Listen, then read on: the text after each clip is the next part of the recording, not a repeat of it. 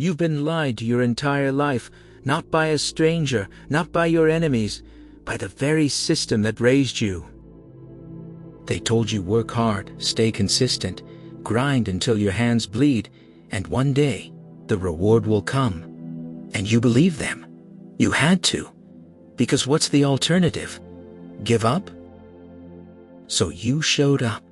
Every single day, you put in the hours, you sacrificed weekends, you skipped vacations. You told yourself, just a little longer. But here's what nobody told you, and this is the part that's going to change everything for you today. The rich were never playing the same game you were.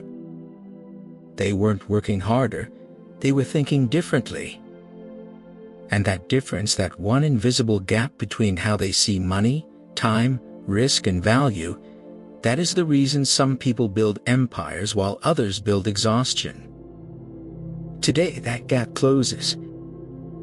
In the next 2 hours, your entire relationship with money, effort, and success is going to shift, not because I'm going to motivate you, but because I'm going to reprogram the exact mental frameworks keeping you stuck. By the time this audiobook ends, you will understand why working more hours is actually working against you, and what wealthy people do instead that most people never even consider. You will discover the single cognitive shift that separates people who build wealth from people who just earn income, and why that difference has nothing to do with intelligence, education, or where you started. You will learn how rich people think about risk, and why playing it safe is the most dangerous financial decision you will ever make. You will understand the psychology of leverage, how the wealthiest minds in America stopped trading time for money and started making their money, their ideas, and other people's efforts work for them around the clock. You will walk away knowing exactly how to rewire your daily thinking chapter by chapter so that the decisions you make tomorrow are fundamentally different from the ones that got you here. This is not theory. This is not surface-level inspiration. This is a complete mental transformation, and it starts right now. Before we go deeper, if this is already hitting different, do one thing right now.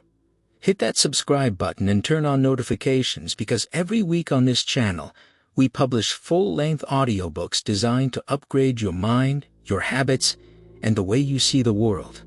This is your library. This is your edge. And it costs you nothing but your attention. Now let's begin. Chapter 1. The Myth of the Grind. Why hard work alone never made anyone rich. There is a story Americans love to tell themselves. It goes like this. A man wakes up before the sun. He works through lunch. He goes home after dark. He does this for 30 years. And at the end of it, because he works so hard, because he sacrificed so much, he earns his reward. It is a beautiful story. It is also, in most cases, a lie. Not a malicious lie, an inherited one. Passed down from parents who passed it down from their parents, who learned it during a time when the industrial economy actually rewarded physical output with real economic security. That era is gone. The rules changed, but nobody updated the story. And that is the first mental prison we have to break out of today, the myth that hard work by itself is the path to wealth. Let's be clear about something from the start. This is not an argument against hard work. The wealthiest, most successful people in America work intensely. Warren Buffett reads 500 pages a day. Elon Musk is infamous for 100-hour work weeks.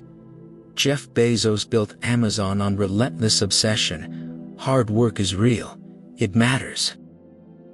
But here's what those names have in common: that the grinding factory worker, the exhausted nurse, the overworked teacher, people who often work just as hard, do not. They are not just working hard. They are working hard on the right thing, in the right direction, with the right mental framework. That distinction is everything. As the philosopher and economist Adam Smith observed more than 2 centuries ago, the real tragedy of the poor is the poverty of their aspirations, not their lack of effort, their lack of a different mental model for what effort should be directed toward. Think about the average American worker right now. According to data from the Bureau of Labor Statistics, the average U.S. employee works approximately 1,800 hours a year. That's 40-plus hours a week, 50 weeks a year for decades.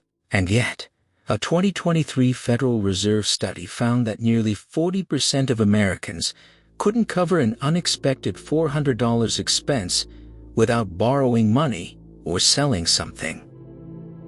40% working 1,800 hours a year and still one emergency away from financial collapse. That is not a work ethic problem, that is a thinking problem.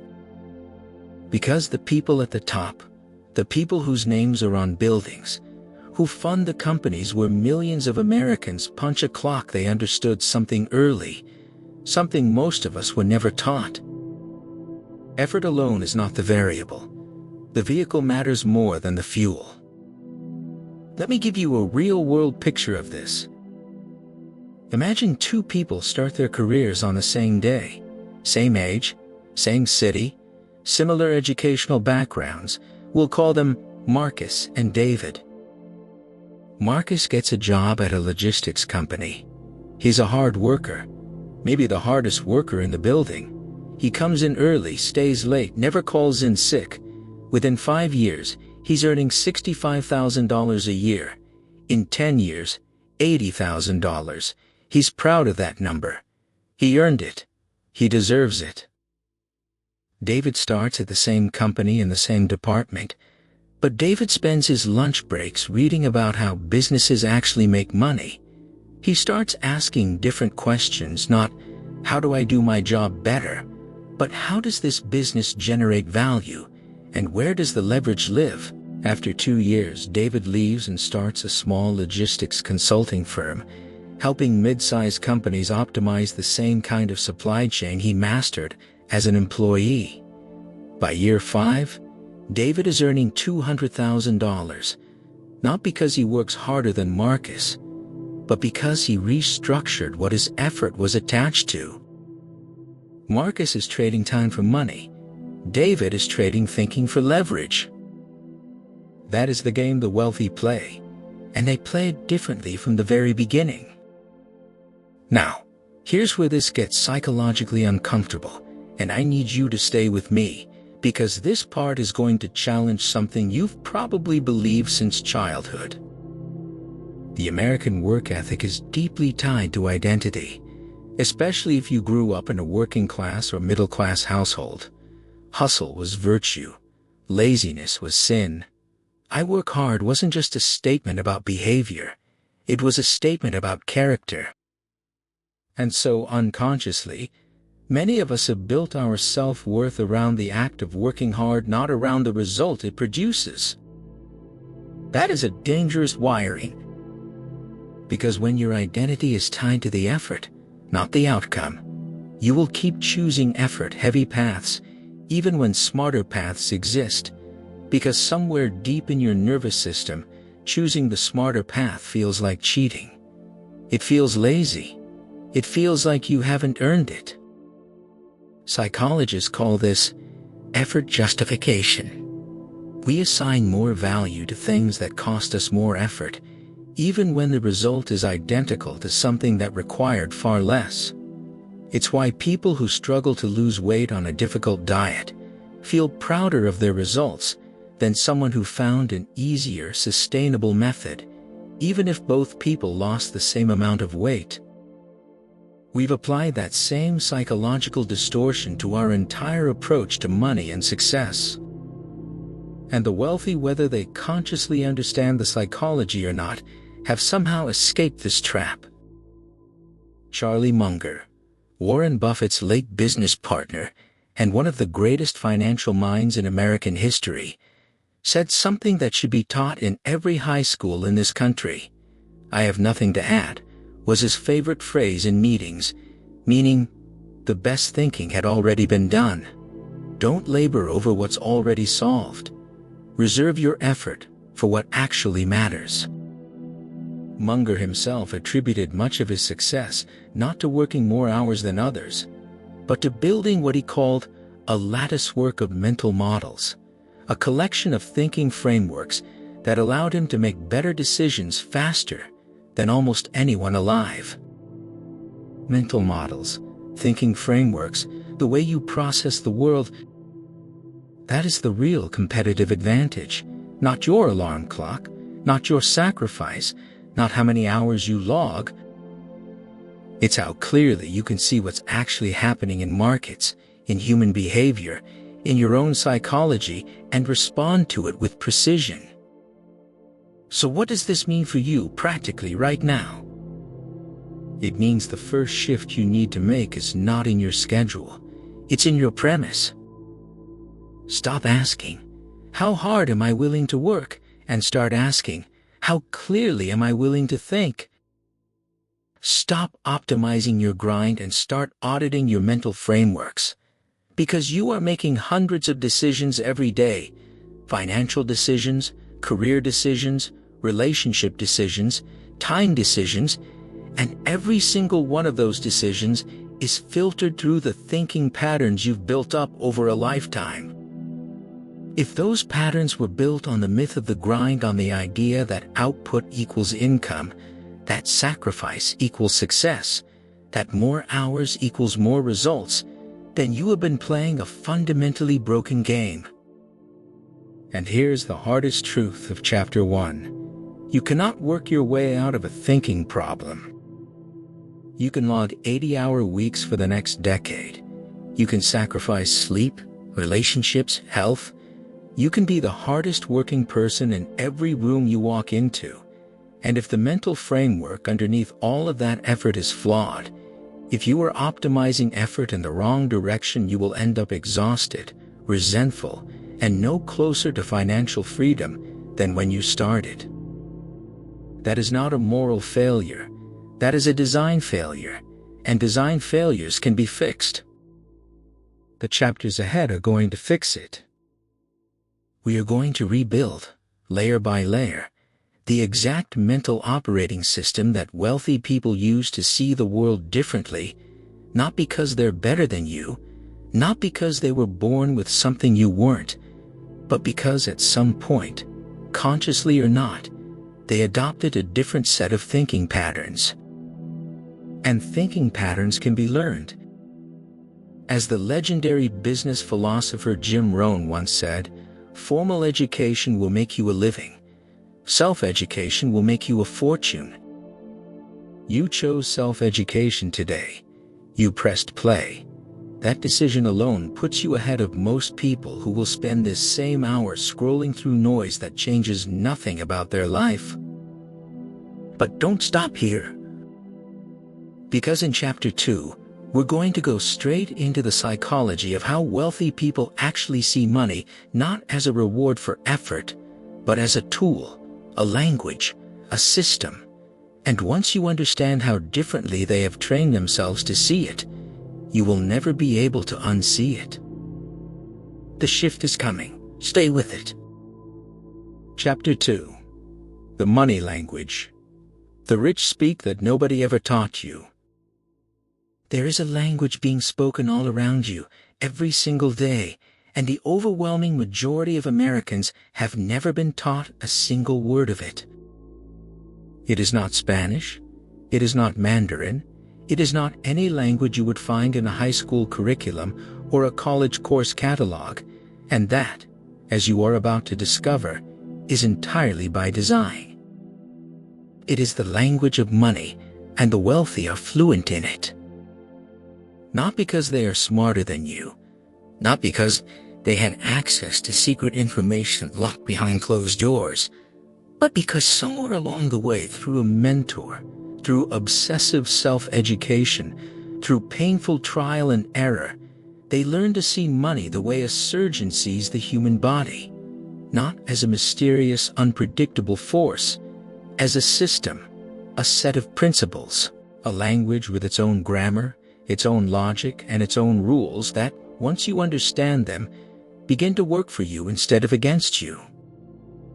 Most people never get that education, and so most people spend their entire lives reacting to money, stressed about it, chasing it, losing it, resenting it, without ever understanding what it actually is or how it actually moves. That changes right now.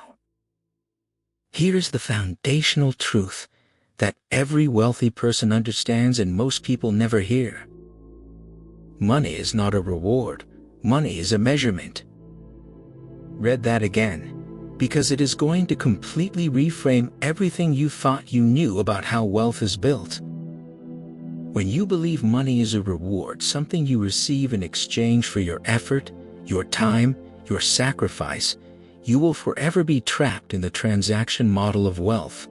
You work, you get paid, you stop working, the money stops.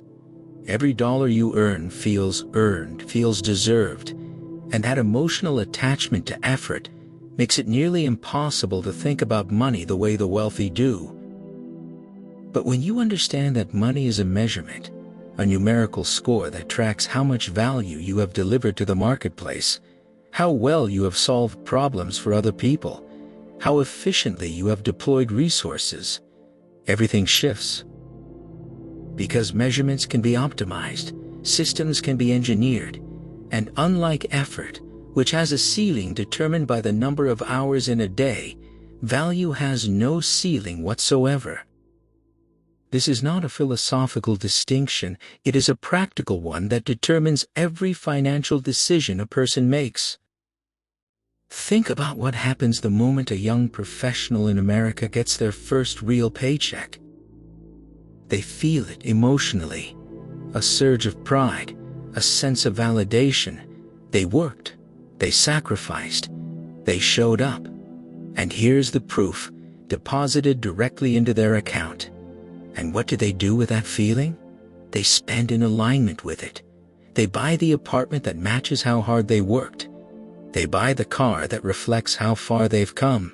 They buy the clothes, the dinners, the experiences, not necessarily because they can afford them in any meaningful long-term sense, but because their spending is being driven by emotion, not by strategy. Now, contrast that with the mindset of someone like a young Warren Buffett, who at age 11 bought his first stock, who by his early 20s was obsessively studying balance sheets and cash flow statements, who famously still lives in the same modest Omaha home he purchased in 1958 for $31,500. Buffett was not spending in alignment with his feelings about money. He was deploying money in alignment with his understanding of it. Every dollar, in his mind, was not a reward to be enjoyed. It was a unit of future value, waiting to be positioned correctly. That is the money language, and the grammar of it is built on a few core concepts that we are going to walk through together right now. The first word in the money language is assets versus liabilities. Robert Kiyosaki popularized this framework in Rich Dad, Poor Dad, and while many people have heard the terms, shockingly few have truly internalized what they mean at the level of daily decision-making. An asset puts money into your pocket. A liability takes money out of your pocket. Simple enough on the surface. But here is where most people make the catastrophic error. They spend their entire earning lives accumulating things they believe are assets, when in reality, they are liabilities wearing an asset's clothing. Your primary home in most cases is not an asset. It is a liability. It takes money out of your pocket every month through mortgage payments, property taxes, maintenance, and insurance. The moment you stop paying, you lose it. The wealthy understand this distinction clearly. They do not stop buying homes, but they do not confuse owning a home with building wealth. Your car is almost never an asset. The moment you drive it off the lot, it begins losing value. It is a liability that costs you money every single month through payments, insurance, fuel, and depreciation. Your credit card debt. The average American household carries over $8,000 in credit card debt, is a liability multiplied by interest, compounding against you in the same way that investments compound for the wealthy. The rich spend their money acquiring assets. The middle class spend their money acquiring liabilities and call them assets. That single difference, repeated over 20 or 30 years, produces the wealth gap that most people attribute to luck, inheritance, or unfairness, when in reality, it is the product of two completely different financial vocabularies operating in the same economy. The second word in the money language is leverage. Leverage is the concept that makes wealthy people wealthy at a rate that feels impossible to someone operating entirely on effort alone. Leverage simply means this: using something other than your own direct labor to generate a result. It means using other people's time, other people's money, other people's skills, or systems and technologies that work while you sleep, to multiply the output of every hour you put in. A salaried employee has zero leverage. They trade 1 hour of their time for 1 increment of pay. Period. The ceiling on their income is determined by the number of hours they can physically work and the rate their employer has agreed to pay for each one. A business owner has leverage. When they hire their first employee, they are now generating value through 2 sets of hours, their own and someone else's. When they hire 10 employees, their leverage multiplies. When they build systems that run without their constant supervision, their income continues even when they are not physically present. An investor has maximum leverage. Their money, which they earned once, now works 24 hours a day, 7 days a week, compounding in markets that never close, in businesses they don't have to manage, generating returns that have no relationship whatsoever to how many hours they spent that day. As Andrew Carnegie, the steel magnate who became one of the wealthiest men in American history, once said, "No man can become rich without himself enriching others." What Carnegie understood was leverage, in its purest form, the idea that wealth creation is not a solo act. It is always built on systems, relationships, and structures that multiply individual effort into collective output. The wealthy are not working harder than you. They have simply positioned themselves closer to leverage. The third word in the money language is cash flow. This is perhaps the most misunderstood concept in personal finance, and getting this one wrong is the reason so many high-income earners, doctors, lawyers, engineers making $250,000 or more per year, still end up financially fragile. Income is not wealth. Cash flow is wealth. Income is the money that comes in.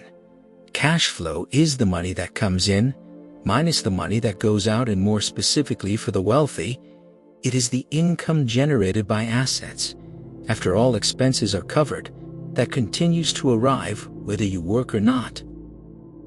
A doctor earning $300,000 a year, who spends $280,000 maintaining a lifestyle, the big house, the luxury cars, the private school tuition, the country club membership, has a cash flow problem. The moment the doctor stops working, the income stops. The expenses do not. A real estate investor earning $80,000 a year in rental income from properties that are largely paid off with monthly expenses of $30,000 has positive cash flow of $50,000. That money arrives whether the investor wakes up on Monday morning or not. That is financial freedom, not a number on a paycheck. A system that generates income independent of daily labor. The wealthy obsess over cash flow. They ask before every financial decision, does this increase my monthly cash flow or decrease it? That single question, asked consistently and honestly, restructures an entire financial life over time. Now here's the part that makes this so urgent and so personal. You are already speaking a financial language.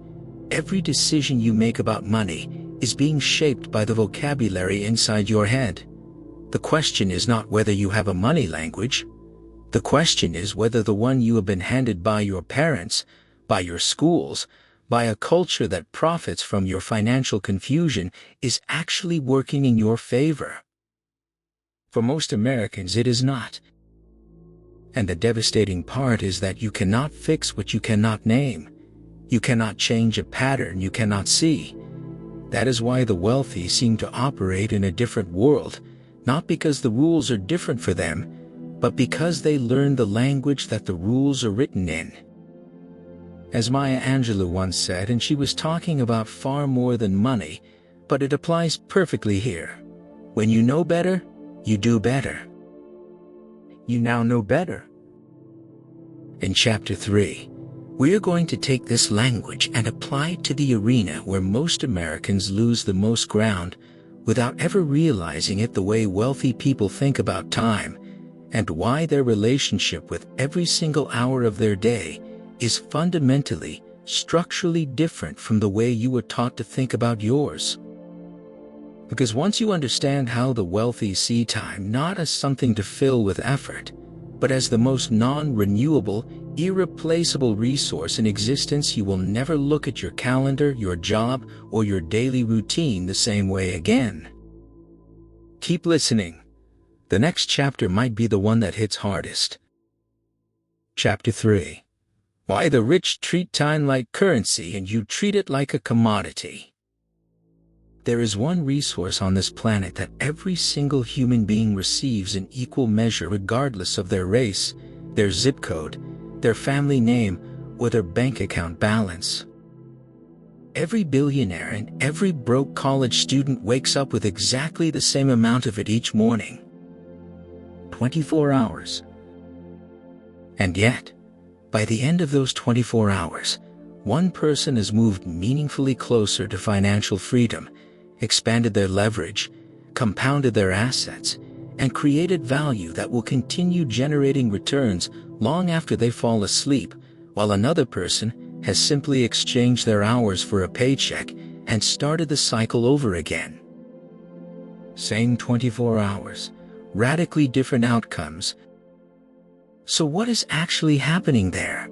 What is the invisible variable that makes identical units of time produce such dramatically different results depending on who is spending them?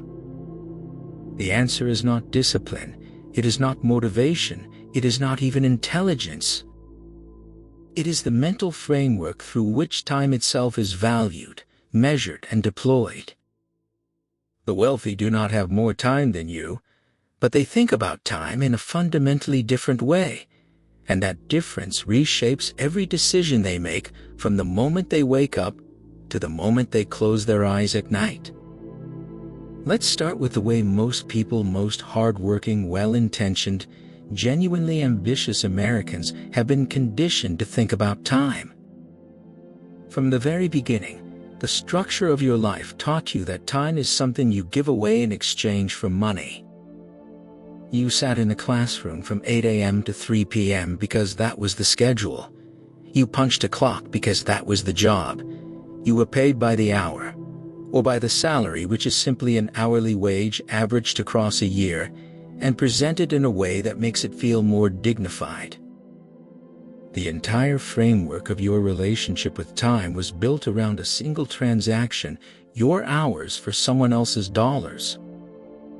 And buried inside that framework is a belief so deeply ingrained that most people never question it, the belief that more time spent equals more value produced.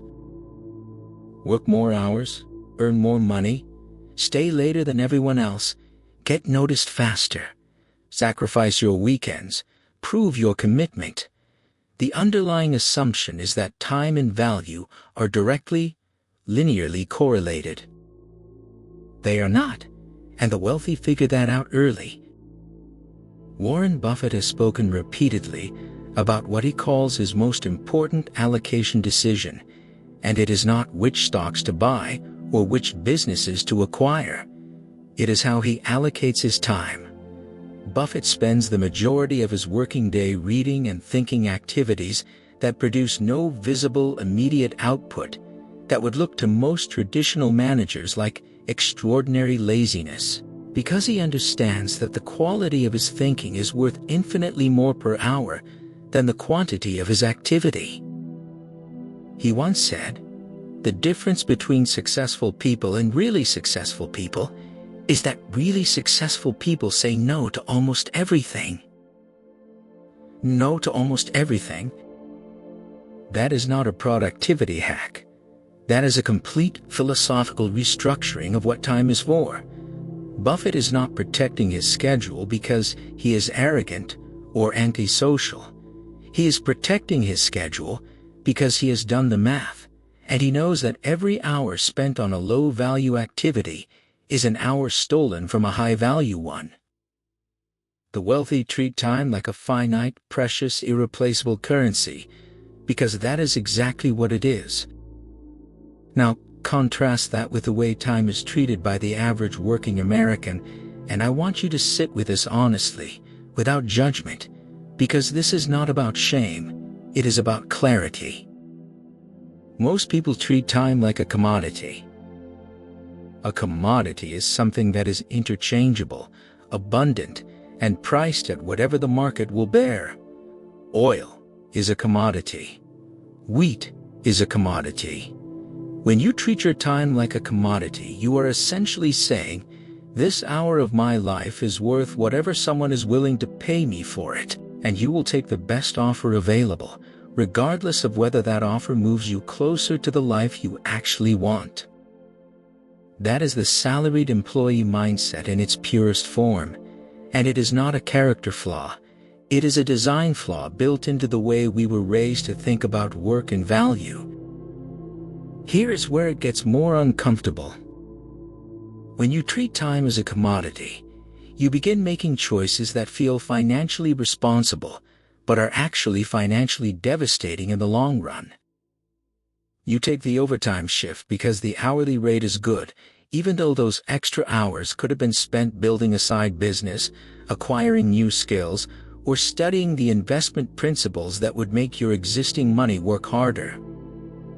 You spend 3 hours every week on tasks at work that could be delegated or automated because it feels productive, because it feels like effort, because the myth of the grind tells you that busy equals valuable. You spend your evenings consuming content that entertains you, but teaches you nothing, not because you were lazy, but because your brain is exhausted from a full day of trading your time for money, and it desperately needs to decompress. Meanwhile, the compounding clock never stops ticking. The wealthy understand something called the hourly worth audit, and while they may not all use that exact term, they all practice the principle. The concept is straightforward and quietly devastating once you apply it to your own life. Every activity you spend time on has an effective hourly worth. Some activities, the ones that build assets, develop leverage, expand your thinking, or generate compounding returns, have an extremely high effective worth per hour. Other activities, the ones that feel productive but don't move the needle, the administrative tasks, the low-skill busy work, the mindless consumption, have an extremely low effective worth per hour. The wealthy obsessively migrate their time toward high-worth activities and away from low-worth ones. They hire people to do their laundry, their cleaning, their administrative tasks, not because they are lazy or out of touch, but because they have done the math. If your time is worth $500 an hour in high-leverage activity, spending that same hour on $15 an hour tasks is a net loss of $485. Every single time. Now you might be thinking, I'm not worth $500 an hour. Not yet. And that is a completely fair place to be right now. But here's the crucial insight. The habit of protecting high-value time must be built before the high-value income arrives.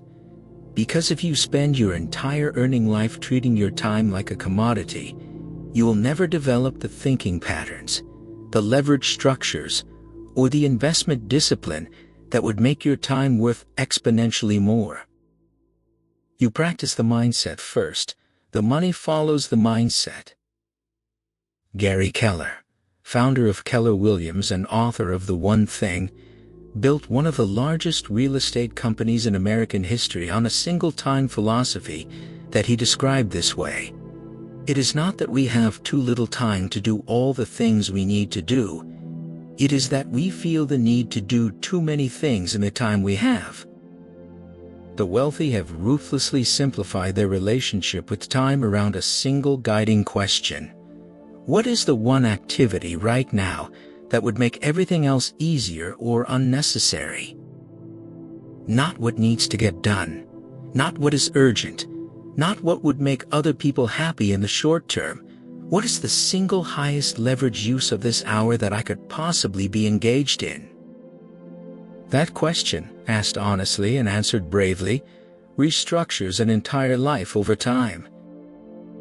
Let us make this concrete with a real-world example that might feel uncomfortably familiar. Consider two people, both 30 years old, both earning $60,000 a year. We will call them James and Kevin. James works hard at his job, puts in extra hours when needed, and spends his evenings watching television, scrolling through social media, and hanging out with friends. He is not a bad person. He is not lazy. He is simply treating his non-working time as recovery time, something to be consumed, not invested. Kevin works the same job, earns the same salary, but Kevin has made a decision about his evening hours. 2 hours every weekday evening are protected. They belong to his financial education, his side business, and his investment research. He is not grinding himself into the ground. He is allocating a small but consistent portion of his time to high-leverage activity. 10 years later, James is earning $80,000 a year. He is comfortable but not free. He is one layoff away from crisis. Kevin has built a side business generating $4,000 a month, owns 2 rental properties producing positive cash flow, and has an investment portfolio growing on autopilot. His active job income has become one of 4 income streams, not his only lifeline. Same starting point, same initial salary, completely different deployment of the same 24 hours. Time, treated as currency, compounds. Time, treated as a commodity, simply gets spent. As the late great Jim Rohn, who transformed from a broke farm boy into a millionaire philosopher, once said, "Time is more valuable than money. You can get more money, but you cannot get more time." That is not a motivational poster sentiment. That is a mathematical reality with generational financial consequences. The wealthy live inside that reality. They build their entire lives around it. And starting today with this chapter, in this moment, so do you. Because in Chapter 4, we are going to move from how the wealthy think about time to how they think about risk. And this one is going to shatter everything the traditional financial world has told you about. Playing it safe, protecting what you have, and why the most dangerous move you will ever make might be the one that feels the most responsible. Do not go anywhere. Chapter 4 is where the conventional wisdom starts to fall apart completely. Chapter 4: Why playing it safe is the riskiest thing you will ever do. There is a conversation happening in living rooms, kitchen tables, and family dinners all across America, and it sounds something like this. A young man tells his father he is thinking about leaving his stable corporate job to start a business, and his father, with genuine love and genuine fear, says the words that have quietly destroyed more financial futures than any market crash, any recession, or any bad investment ever could. "That's too risky. You have a good thing going. Don't throw it away." A young woman tells her mother she wants to put a significant portion of her savings into the stock market instead of keeping it in a savings account. And her mother, from a place of real concern, responds with the words that have kept more generational wealth from being built than almost any other single sentence in the English language. What if you lose it all? At least in the bank it's safe. Safe. That word. That seductive, suffocating, quietly catastrophic word. Because here's the truth that the wealthy understand, and that the financial system, the education system, and frankly most well-meaning family members have never told you playing it safe is not the absence of risk. Playing it safe is a risk. It is simply a risk that feels invisible because it happens slowly, quietly, and without drama. And it is very possibly the most expensive risk you will ever take. To understand why, we need to redefine what risk actually means, because most people are working with a broken definition. The conventional understanding of risk goes something like this: risk is the probability of losing something you currently have. You have $10,000 in savings.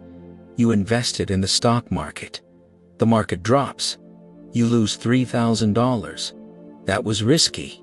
You could have kept it in a savings account. That would have been safe. That definition sounds logical. It feels responsible, and it is catastrophically incomplete. Because it only measures one type of loss: the visible, immediate, numerical kind. It completely ignores the invisible, slow, compounding kind of loss that happens when you fail to grow what you have. Let us do the math together, because numbers tell the story better than any argument.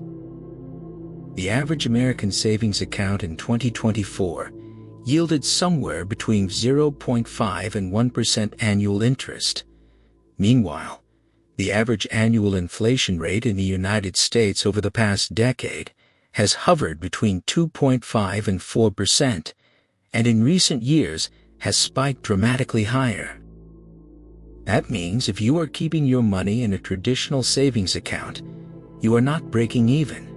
You are losing purchasing power every single year, slowly, silently, and with the full endorsement of the banking system that profits from your deposits while paying you almost nothing in return. $50,000 sitting in a savings account for 20 years, earning 1% annually, becomes approximately $61,000. It feels like growth, but adjusted for inflation, at even a conservative 3% annually, that same $50,000 has actually lost nearly 30% of its real purchasing power. You followed all the rules, you played it safe, and you ended up poorer in real terms than when you started. That is the invisible risk of playing it safe, and it is hiding in plain sight. Now here's where the psychological architecture of risk gets genuinely fascinating and genuinely important for your financial future. Human beings are not wired to perceive risk accurately. We are wired to perceive risk emotionally. And our emotional perception of risk is built on a cognitive bias that psychologists call loss aversion, a principle established by Nobel Prize-winning behavioral economist Daniel Kahneman and Amos Tversky, who discovered that the psychological pain of losing something is approximately twice as powerful as the psychological pleasure of gaining something of equal value. In plain terms, losing $100 feels roughly twice as bad as winning $100 feels good. That asymmetry in how we feel about gains and losses completely distorts how we evaluate risk. We systematically overweight the pain of potential loss and underweight the cost of missed opportunity. We fear the visible, immediate, dramatic risk, the investment that might drop, the business that might fail, the leap that might not land, and we ignore the invisible, slow, guaranteed risk of staying exactly where we are. The wealthy have either learned to override this bias through financial education, or they were raised in environments where calculated risk-taking was normalized rather than feared. Either way, they see the full risk picture, not just the downside of action, but the devastating, compounding downside of inaction. Mark Zuckerberg dropped out of Harvard. Every person who knew him thought it was reckless. His parents were worried. His peers thought he was throwing away his future. Conventional wisdom said, "Finish your degree, get the credential, then maybe pursue your ideas with the safety net of a diploma behind you." He built Facebook instead. And while not everyone who drops out of Harvard builds a $100 billion company, the lesson here is not about dropping out of college. The lesson is about how Zuckerberg evaluated risk. He did not ask, "What could I lose if this fails?" He asked, "What will I definitely lose if I don't try this right now at this exact moment in history, with this exact window of opportunity open in front of me?" He saw the risk of inaction clearly. He understood that opportunities have expiration dates, and he made the calculated bet. That is wealthy risk thinking, not reckless, not fearless in the naive sense, calculated, informed, and fully aware of both sides of the risk equation, not just the downside of moving forward, but the very real, very permanent cost of standing still. Let us bring this closer to home with something that millions of Americans face every single day. Think about the person who has been sitting on a business idea for 3 years.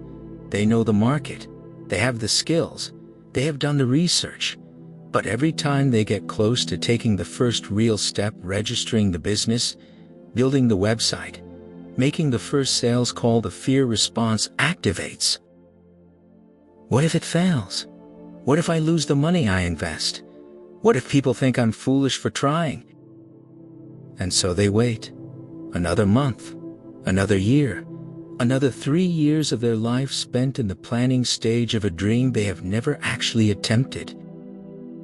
Here's the question. Nobody asks that person, and it is the most important question in this entire chapter. What is the cost of the 3 years you have already waited? Not a hypothetical cost, a real one. 3 years of potential revenue, not earned. 3 years of skill development, not accumulated. 3 years of market position, not established. 3 years of compounding brand equity, not built. 3 years of your life, not lived in alignment with what you actually want. That is the risk that never gets counted. That is the loss that never shows up on a balance sheet. But it is as real as any stock market drop, any failed investment, any business that closes its doors. The risk of not trying is not zero. It is simply denominated in a currency most people have never been taught to measure: opportunity cost. The wealthy obsess over opportunity cost. It is one of the most important words in the money language we discussed in Chapter 2, and it applies nowhere more powerfully than in how they evaluate risk. Opportunity cost simply means this: every choice you make is simultaneously a choice not to make every other option available to you. When you choose to keep your money in a savings account, you are simultaneously choosing not to invest it in assets that could compound at 8, 10, or 12% annually. When you choose to stay in a comfortable but ceiling-capped job, you are simultaneously choosing not to build the leverage-based income streams that could give you real financial freedom. Every safe choice has a price. The wealthy calculate that price honestly. Most people never calculate it at all. As the legendary entrepreneur and investor Naval Ravikant has said, specific knowledge, accountability, and leverage are the key to wealth, and you cannot get them without taking on risk. Not reckless risk, not uninformed gambling, specific, studied, calculated risk taken with clear eyes, solid preparation, and a full understanding of both what you stand to gain and what you are already losing by standing still. So how do you begin to rewire your relationship with risk starting today, practically, immediately, without betting everything you have on a single roll of the dice? You start by changing the question. Instead of asking, What could go wrong if I try this? You begin asking, what is the guaranteed cost of not trying this? You put both sides of the risk equation on the table, side by side, and you make decisions with the full picture in front of you, rather than only the half that your loss aversion bias is wired to show you. You start small. You take calculated micro risks consistently, a small investment, a side project, a new skill, a difficult conversation, and you build the emotional evidence base that risk, when managed thoughtfully, produces growth rather than destruction. And you begin to understand, at a deep level, what the wealthy have always known, that in a world where inflation never sleeps, where markets always move, where opportunities always expire, the only truly unacceptable risk is the one that guarantees you stay exactly where you are.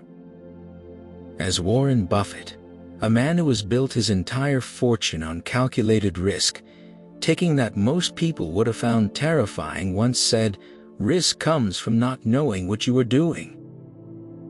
Study the risk, understand the risk, calculate the full risk, including the risk of inaction. Then move. Because in Chapter 5, the chapter that sits at the very heart of this audiobook, we are going into the psychology of wealth creation itself. We are going to talk about how the wealthy think about identity, and why the most powerful financial transformation you will ever make is not in your bank account, your investment portfolio, or your business plan. It is in the story you tell yourself about who you are and what you deserve. That chapter is going to hit differently. Stay with it. Chapter 5. The Identity Shift, Why You Will Never Out-Earn Your Self-Image. There is a psychological phenomenon that has quietly sabotaged more financial breakthroughs, more business successes, more life-changing opportunities than any external force ever could, and it lives not in the economy, not in the market, not in your circumstances, but in the 6 inches between your ears. Psychologists call it the self-concept. Wealthy people call it the most important variable in the entire wealth equation, and most people have never once stopped to examine it, even though it is silently making every significant financial decision in their life on their behalf. Here is the simplest way to understand it. Every single human being walking this earth carries an internal thermostat, a deeply embedded, largely unconscious set of beliefs about who they are, what they are worth, how much success they deserve, and how much money is appropriate for someone like them to have. And just like the thermostat on your wall, the moment your life drifts too far above that internal setting, too much success, too much income, too much recognition, something inside you automatically self-corrects. It pulls you back to the temperature you believe you deserve, not through conscious choice, through 1,000 small, invisible, self-sabotaging decisions that feel completely rational in the moment. This is not a metaphor. This is documented, studied, clinically observed human behavior, and it is the reason why lottery winners statistically return to their previous financial baseline within 3 to 5 years. It is the reason why people who receive a significant raise often expand their lifestyle expenses to match and find themselves just as financially stressed as before. It is the reason why some people seem to attract opportunity effortlessly, while others, working just as hard, seem to repel it at every turn. The external results of your financial life are not being determined by the economy. They are being determined by your internal thermostat. And until you reset that thermostat, until you do the identity work, no strategy, no investment vehicle, no business model in the world will hold its gains for long. Let us go deeper into why this happens, because understanding the mechanism is what makes the solution real rather than abstract. From the time you were a small child, your brain was absorbing information about money not from textbooks, not from formal instruction, but from the environment around you, from the conversations your parents had about bills, from the emotional tension that entered the room whenever money was discussed, from the phrases repeated so often they became unconscious belief systems. We can't afford that. Money doesn't grow on trees. Rich people are greedy. People like us don't live like that. Who do you think you are? Every one of those sentences, repeated enough times in the formative years of your development, became a line of code in your mental operating system. They formed the walls of your financial identity, invisible boundaries that define at a subconscious level how much you believe you are allowed to have. And the devastating power of these beliefs is not that they make you feel bad about yourself, it is that they feel completely true. They do not present themselves as limiting beliefs, they present themselves as reality, as common sense, as the natural order of things. That is what makes them so difficult to detect and so dangerous to carry. The legendary personal development pioneer, Dr. Maxwell Maltz, a plastic surgeon who noticed something remarkable about his patients, wrote about this phenomenon in his groundbreaking book Psycho-Cybernetics. He observed that after performing reconstructive surgery that objectively improved his patients' appearances, many of them still saw themselves the same way in the mirror. The external reality had changed completely. The internal self-image had not moved an inch. His conclusion, which has been validated by decades of subsequent psychological research, was this: the self-image is the key to human personality and human behavior.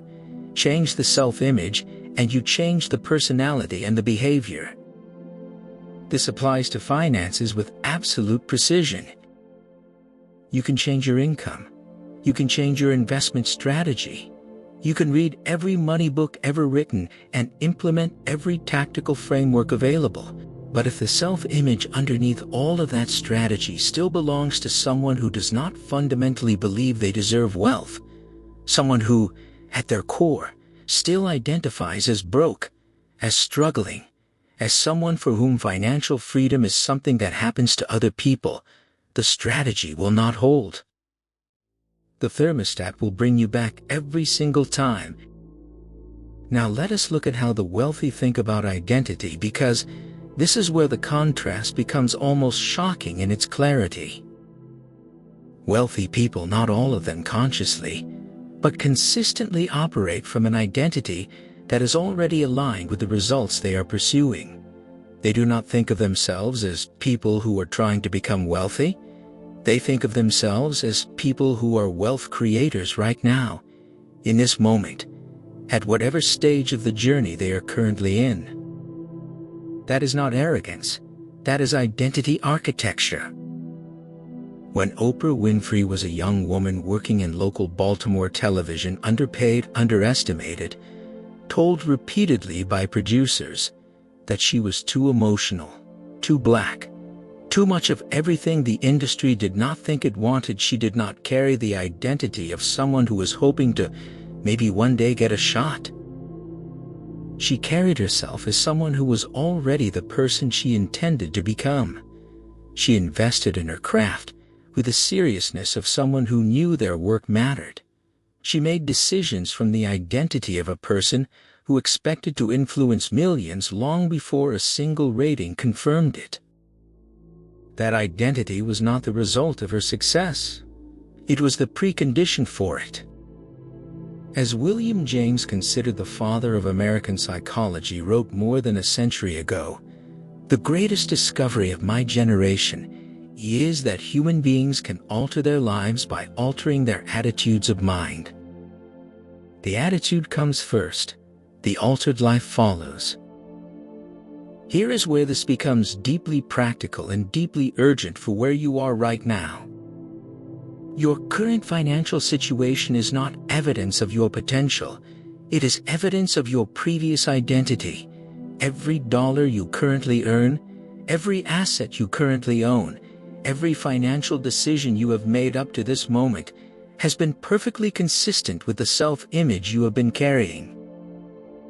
If you want different results, and the fact that you are still listening to this audiobook tells me that you absolutely do the work, begins not with a new budget, not with a new investment account, not with a new business plan.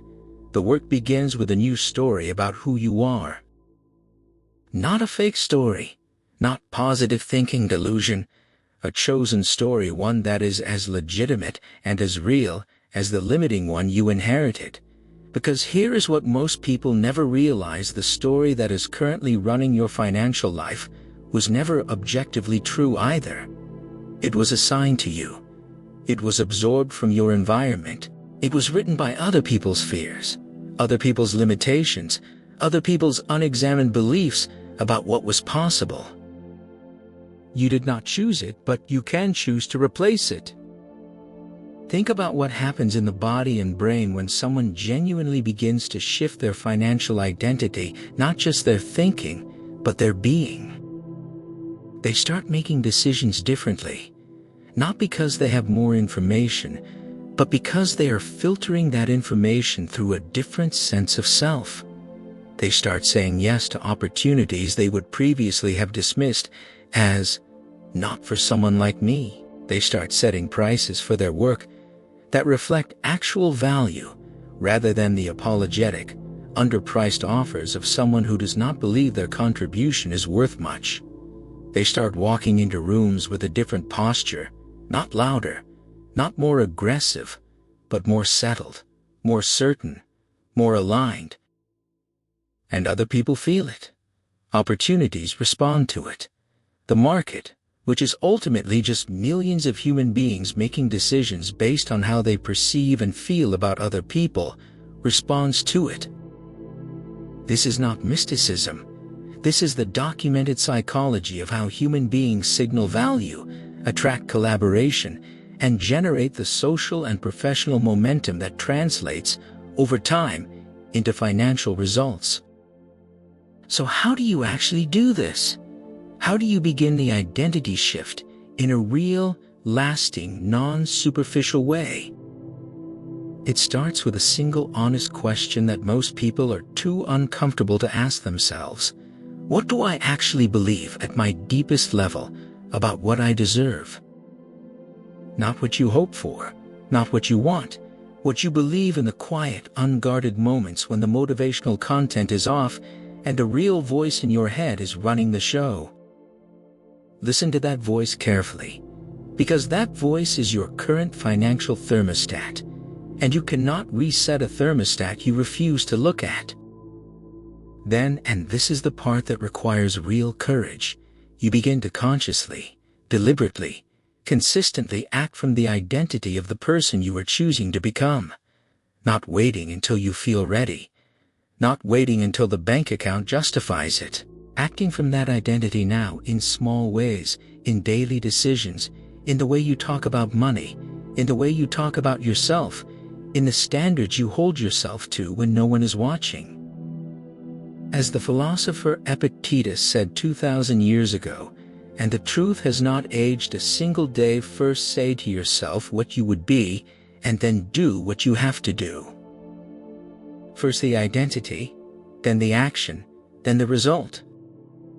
The wealthy did not become wealthy and then develop a wealthy mindset. They developed the mindset first, and the wealth was simply the inevitable outcome of a mind that had been restructured to produce it.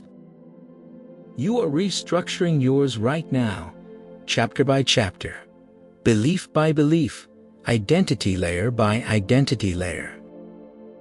And in Chapter 6, the chapter that sits at the absolute core of how wealthy people build lasting financial momentum, we're going to talk about the one thinking pattern that separates people who accumulate wealth consistently from people who earn it and lose it in cycles. It is about systems. It is about automation. It is about building a financial life that grows on its own even when you are not actively managing it.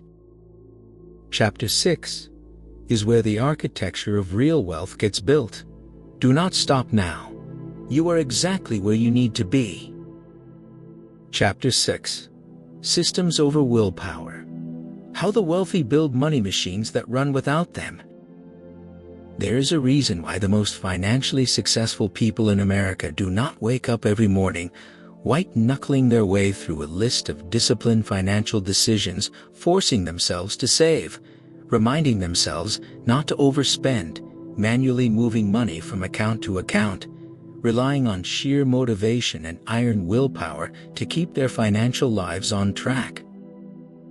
It is not because they are more disciplined than you. It is not because they care more deeply about their financial future. It is not because they have some superhuman capacity for delayed gratification that most ordinary people simply lack. It is because they figured out something that most people spend their entire financial lives missing, something so simple, so elegant, and so devastatingly effective that once you see it, you will wonder why nobody ever sat you down and explained it clearly. They stopped relying on willpower entirely, and they built systems instead. Here is the fundamental problem with willpower as a financial strategy, and it is important to understand this not as a personal failure, but as a biological reality. Willpower is a depletable resource. This is not motivational philosophy. This is neuroscience. Psychologist Roy Baumeister spent decades studying what he called ego depletion, the documented phenomenon whereby the human brain's capacity for self-control diminishes measurably throughout the course of a single day, as it is called upon repeatedly to make decisions, resist temptations, and override impulses. Every decision you make, from what to eat for breakfast to whether to check your email to how to respond to a difficult colleague, draws from the same finite reservoir of mental energy. By the time you arrive home in the evening, having spent 8 or more hours making hundreds of micro decisions in a demanding work environment, your willpower tank is not full. It is nearly empty. And that is precisely the moment when most financial decisions get made. The evening purchase that felt irresistible. The impulse spend that seemed justified after a hard day. The moment you decided not to transfer that $200 into savings because everything felt too heavy, and one more disciplined decision felt like one too many. That is not a character flaw. That is a depleted prefrontal cortex making predictable decisions under conditions of exhaustion. It happens to everyone, and relying on willpower to override it day after day, year after year, is a strategy that is designed to eventually fail. The wealthy do not fight that biology, they design around it.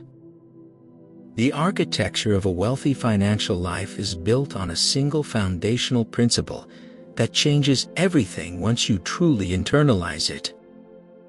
Automate the behavior you want. Remove the decision entirely.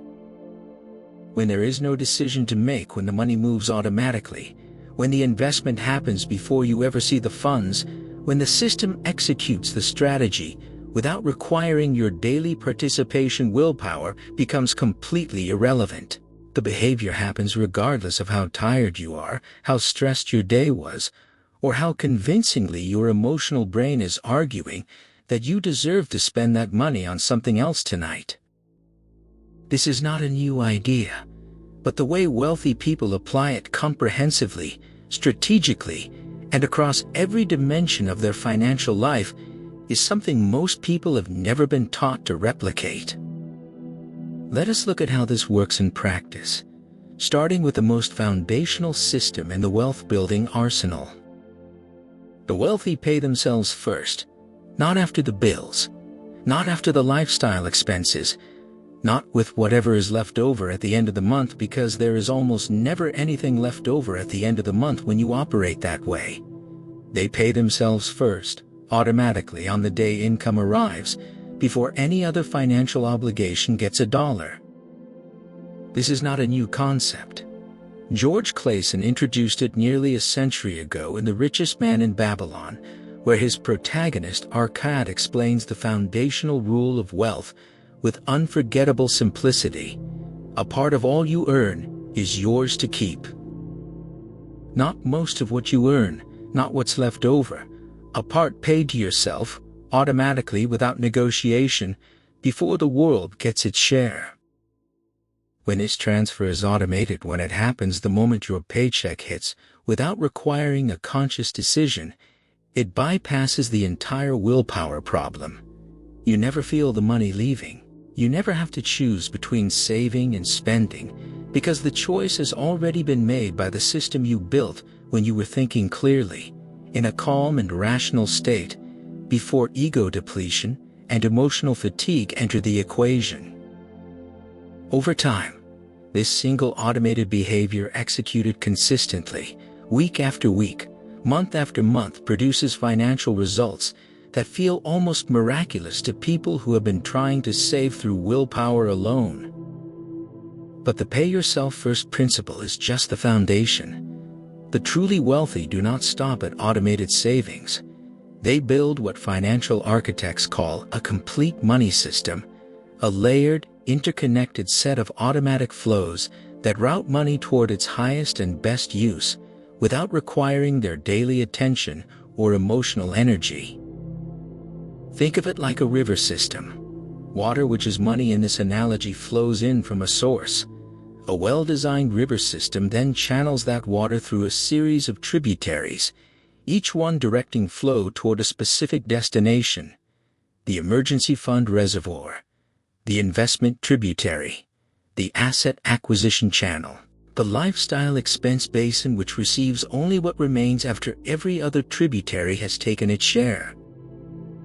A poorly designed system, or no system at all, simply lets the water pool wherever it lands, evaporates through random spending, and leaves nothing meaningful behind at the end of the flow. Amazon's Jeff Bezos built one of the greatest business systems in human history on a principle he called the flywheel, a self-reinforcing cycle where each component of the business, once set in motion, generates momentum that powers every other component. Lower prices attract more customers attract more sellers improve selection, better selection attracts more customers, and the flywheel spins faster with every rotation, not because someone is pushing harder, but because the system is designed to accelerate itself. Your financial life needs a flywheel. And the beautiful, democratizing truth about financial systems is that you do not need to be building a trillion-dollar company to apply this principle. You need a checking account, an automated transfer schedule, an investment account set to automatic contributions, and a clear understanding of where every dollar goes the moment it arrives. When your savings are growing automatically, those savings generate returns. Those returns get automatically reinvested. The reinvestment generates more returns. The flywheel begins to spin slowly at first, almost imperceptibly, and then with a momentum that builds on itself in a way that feels almost like the money is multiplying on its own. Because in a very real sense it is. Scott Adams, the creator of Dilbert, and a surprisingly sharp observer of human psychology and success, wrote something in his book, How to Fail at Almost Everything and Still Win Big, that cuts directly to the heart of this chapter. Goals are for losers. Systems are for winners. Now, that is intentionally provocative framing. Goals matter. But what Adams is pointing at is real and important. A goal is a destination you either reach or fail to reach, and the motivation behind it peaks and valleys unpredictably. A system is a process that generates results continuously, independent of whether you feel motivated on any given day. The wealthy person does not have a goal of saving $10,000 this year, a goal that requires 12 months of daily discipline to achieve, and collapses the moment a hard month derails the willpower behind it. The wealthy person has a system that automatically moves $833 into a savings account on the first of every month. A system that runs whether they are feeling motivated or defeated, energized or exhausted, focused or distracted. The goal requires willpower. The system replaces it. Now let us talk about the dimension of financial systems that most people overlook entirely, and it is the one that ultimately separates the merely disciplined from the genuinely wealthy. Wealthy people do not just automate their saving, they automate their investing. And more specifically, they build systems that route money automatically into assets that generate returns while they sleep, while they travel, while they spend time with their families, while they are engaged in high-leverage creative and strategic work that grows their income further. This is the ultimate expression of the leverage concept we explored in Chapter 2. When your money is working inside an automated system index fund set to automatic monthly contributions, rental income automatically deposited and reinvested, dividend payments automatically rolling back into additional shares, you have effectively multiplied yourself. You are in two places at once. You are earning in the present and compounding for the future simultaneously, without the expenditure of an additional hour of your time or a single unit of your willpower. Benjamin Franklin, one of the greatest financial minds in American history, who understood compound interest 2 centuries before it became a Wall Street buzzword, described it with characteristic precision. Money makes money, and the money that money makes more money. That is a system. That is the flywheel, and it runs on its own once you build it correctly. So here is your practical takeaway from Chapter 6. Not a vague inspiration, but a concrete architectural blueprint for the next 30 days. Identify the 3 most important financial behaviors in your life: saving, investing, and debt reduction. Automate all 3. Set the transfers to happen on payday, before you touch a single dollar of that income. Start with whatever amounts are genuinely sustainable, not aspirational, not impressive, but consistent. And then, and this is the critical final step, leave the system alone. Do not tinker with it every week. Do not adjust it based on how your month is going emotionally. Let it run. Because systems compound, interference disrupts compounding, and disrupted compounding is the single most expensive financial mistake most well-intentioned people make. Build the system. Trust the system. Let the system work while you focus your finite, precious human energy on the high leverage, thinking that only you can do. As Warren Buffett has said, and he has said it in more ways than one, across more decades than most financial careers last, you do not need to do extraordinary things to get extraordinary results. You need the right system, running consistently without drama.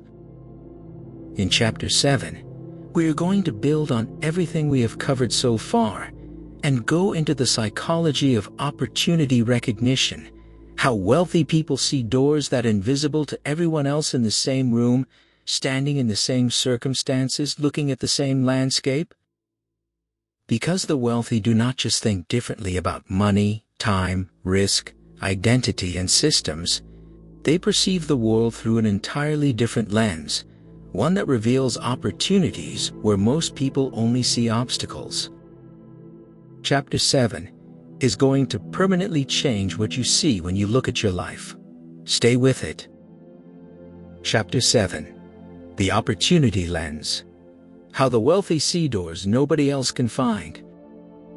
In the summer of 2008, while the American economy was beginning its most catastrophic collapse since the Great Depression, while banks were failing, mortgage companies were imploding, and financial analysts on every major network were using words like crisis, meltdown, and unprecedented disaster, Warren Buffett was doing something that looked to most observers like an act of either extraordinary courage or extraordinary foolishness.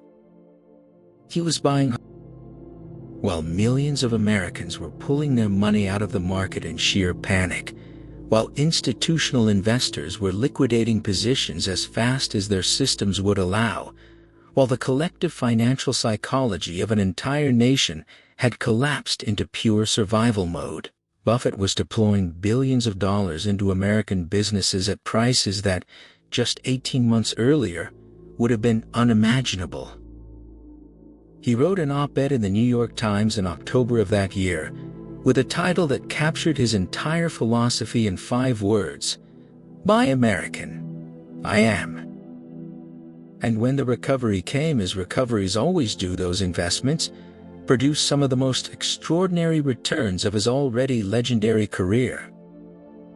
Now, here is the question that matters, the one that separates how the wealthy think from how everyone else thinks in that identical moment of crisis. What did Buffett see in 2008 that millions of other people, looking at the exact same economic landscape, could not see? The answer to that question is the entire subject of this chapter, and it is going to permanently change the way you look at every situation, every challenge, and every apparent obstacle in your financial life from this moment forward. The wealthy do not have access to different information than everyone else. In the age of the internet, the age of real-time financial data and 24-hour news cycles, information is the most democratized resource in human history. Every piece of data Buffett analyzed in 2008 was available to every retail investor, every panicking homeowner, every person frantically selling their index funds at the bottom of the market. The difference was never the data. The difference was the lens through which the data was interpreted. Most people in 2008 looked at the collapsing market and saw devastation. They saw loss. They saw danger. Their emotional brain, wired by millions of years of evolution to treat uncertainty as a threat requiring immediate evasion, activated the flight response and told them to get out, get safe, get liquid, get away from the danger as fast as possible. Buffett looked at the same collapsing market and saw a clearance sale. He saw decades of future value being offered at a dramatic discount because millions of emotionally overwhelmed human beings were making decisions with their amygdala instead of their analytical mind. Same data, completely different lens, radically different financial outcome. That lens, the ability to see opportunity where others see only obstacle, to see signal where others see only noise, to see the long arc of value where others see only the immediate moment of paying, is what we are going to build in this chapter.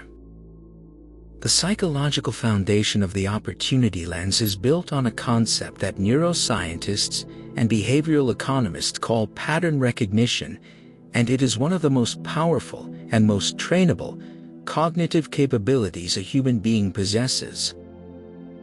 Your brain is, at its core, a pattern recognition machine. Every piece of information you receive is instantly and automatically filtered through the pattern library your brain has accumulated over a lifetime of experience, education, and environmental exposure. When you encounter a new situation, your brain does not process it from scratch. It scans its library, finds the closest matching pattern, and generates a response based on what worked or what felt safe the last time a similar pattern appeared. For most people, the financial pattern library was built in an environment of scarcity, fear, and limitation. The patterns that got encoded were patterns of caution, of survival, of protecting what little was available rather than pursuing what might be possible. For the wealthy, or for those who deliberately rebuilt their pattern library through intensive financial education and mentorship, the library looks fundamentally different. It contains patterns of opportunity recognition, patterns of value identification, patterns of market cycle behavior, human psychology under stress, and the historical tendency of economies to recover, grow, and reward those who stay positioned through the volatility. The good news, the genuinely transformative news, is that pattern libraries are not fixed at birth. They are built through exposure. and you are building yours right now. Let us get specific about what the opportunity lens actually looks like in practice, because this is where the abstract becomes immediately useful in your real life. The first dimension of the opportunity lens is what wealthy thinkers call first-level versus second-level thinking, a framework articulated brilliantly by legendary investor Howard Marks in his book The Most Important Thing. First-level thinking is the automatic surface response that most people have to any situation. The economy is struggling, things are bad. A company's stock is dropping, sell it before it falls further. A market is saturated. There is no room for a new player. First-level thinking is fast, emotionally driven, and consensus-based. It is what everyone thinks because it is what the immediate visible evidence suggests. Second-level thinking asks the question underneath the question. The economy is struggling. What does that mean for specific asset classes? And where is value being incorrectly priced as a result? A company's stock is dropping.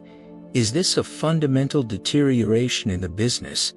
Or is this emotional selling creating a buying opportunity? A market is saturated. What do the existing players all have in common? And what underserved segment are they all ignoring?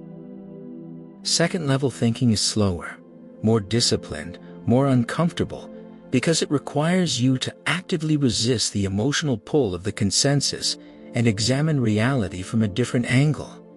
But it is the thinking that finds the doors that first-level thinkers walk right past without ever seeing. Howard Marks himself put it with characteristic precision.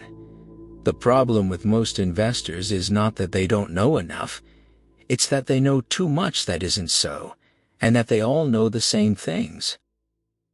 When everyone knows the same things and responds to them in the same way, the opportunities live in the spaces between what everyone assumes. The wealthy train themselves to look in those spaces, to question the consensus, to ask what is everyone getting wrong right now, and what does that mean for me? Think about the entrepreneurs who built billion-dollar businesses in spaces that conventional wisdom had written off entirely. When Reed Hastings founded Netflix, the conventional wisdom was that Blockbuster owned the video rental market so completely that no new entrant could survive. Hastings looked at the same market and saw something different. He saw a consumer frustration that nobody was solving, a technological shift that was making physical distribution obsolete, and a subscription model that nobody in entertainment had yet applied seriously. First-level thinkers saw a saturated market. Hastings saw an industry on the edge of transformation. When Howard Schultz tried to bring the Italian espresso bar concept to America in the 1980s, every investor he approached told him Americans would never pay premium prices for a cup of coffee they could brew at home for pennies. The consensus was unanimous and overwhelming. Schultz saw something different. He saw that Americans were not just buying coffee. They were buying an experience, a social ritual, a moment of premium indulgence in otherwise ordinary days. He saw a psychological need that nobody in the market was addressing with the quality and intentionality it deserved. Both men were looking at the same American consumer landscape. Both men were receiving the same market data. What they had that their critics did not was a trained, disciplined, second-level opportunity lens that allowed them to see value where the consensus saw impossibility. The second dimension of the opportunity lens is what we might call problem fluency, the ability to move through the world actively scanning for unsolved problems rather than simply experiencing them as inconveniences and moving on. Every wealthy person in every field, in every industry, in every era of economic history, has built their fortune on the foundation of a problem they identified and solved better than anyone else who had come before them.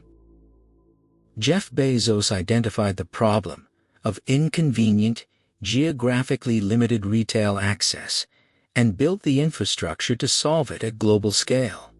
Steve Jobs identified the problem of technology that was too complicated for ordinary people to use intuitively and built products so elegant they became cultural objects. Oprah Winfrey identified the problem of a television landscape that did not see, speak to, or dignify the inner emotional lives of ordinary American women and built a media empire on the foundation of doing exactly that.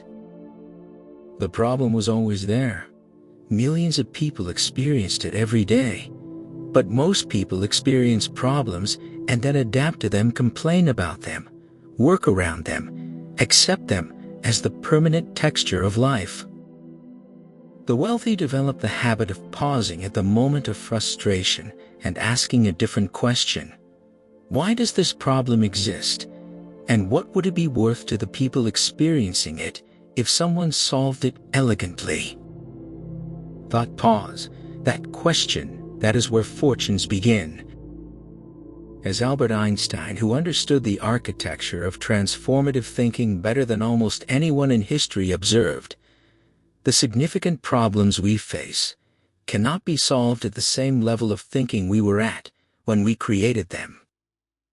The opportunity lens is a higher level of thinking. It is second level, problem fluent, pattern rich, emotionally regulated thinking that allows you to perceive the financial landscape with a clarity and depth that most people, operating from first-level emotional responses, simply cannot access. And here's the most important thing to understand about developing this lens. It does not happen overnight. It is not a switch you flip. It is a muscle you build through consistent, deliberate practice. Through reading widely, exposing yourself to the stories of people who saw what others missed, through questioning your first-level responses every time they arise, and through developing the emotional regulation that allows you to think clearly in the exact moments when everyone around you is thinking with pure feeling. You are building that muscle right now. With every chapter that lands differently than you expected, with every assumption this audiobook is challenged, with every moment you have chosen to keep listening when a less engaged version of yourself might have stopped. In Chapter 8, we are going to take the opportunity lens and apply it to one of the most misunderstood arenas in the entire wealth conversation, the psychology of network and relationships, and why the wealthy treat the people around them as one of their most important and most deliberately cultivated financial assets. Because who you surround yourself with is not just a lifestyle decision, it is a financial one. And most people have never been told precisely how powerful or how costly that decision actually is. Chapter 8 is going to make you look at every relationship in your life differently. Stay with it. Chapter 8. Your network is your net worth. The relationship architecture of the wealthy. There is a study that Harvard University has been running continuously since 1938, making it the longest scientific study of adult human life ever conducted in American history. It has followed the same group of men, and later their families, for over 80 years. It has tracked their health, their careers, their marriages, their financial trajectories, and their overall life satisfaction across multiple generations. It has generated thousands of pages of data, dozens of published findings, and one conclusion so consistent, so overwhelming, and so impossible to argue with, that the researchers themselves have called it the single most important discovery of the entire study. The quality of your relationships is the single greatest determinant of the quality of your life. Not your intelligence, not your education, not your work ethic, not your talent, or your ambition, or your strategic sophistication, the people you surround yourself with, the depth and quality of the connections you build and maintain, the relational ecosystem you inhabit every day, that is the variable that predicts more reliably than any other single factor how your life will unfold across every dimension. And what is true of life in general is true of financial life with particular precision and power. The wealthy understand this not as a sentimental truth about human connection, but as a hard, strategic, architectural reality about how opportunity, information, capital, and influence actually move through the world.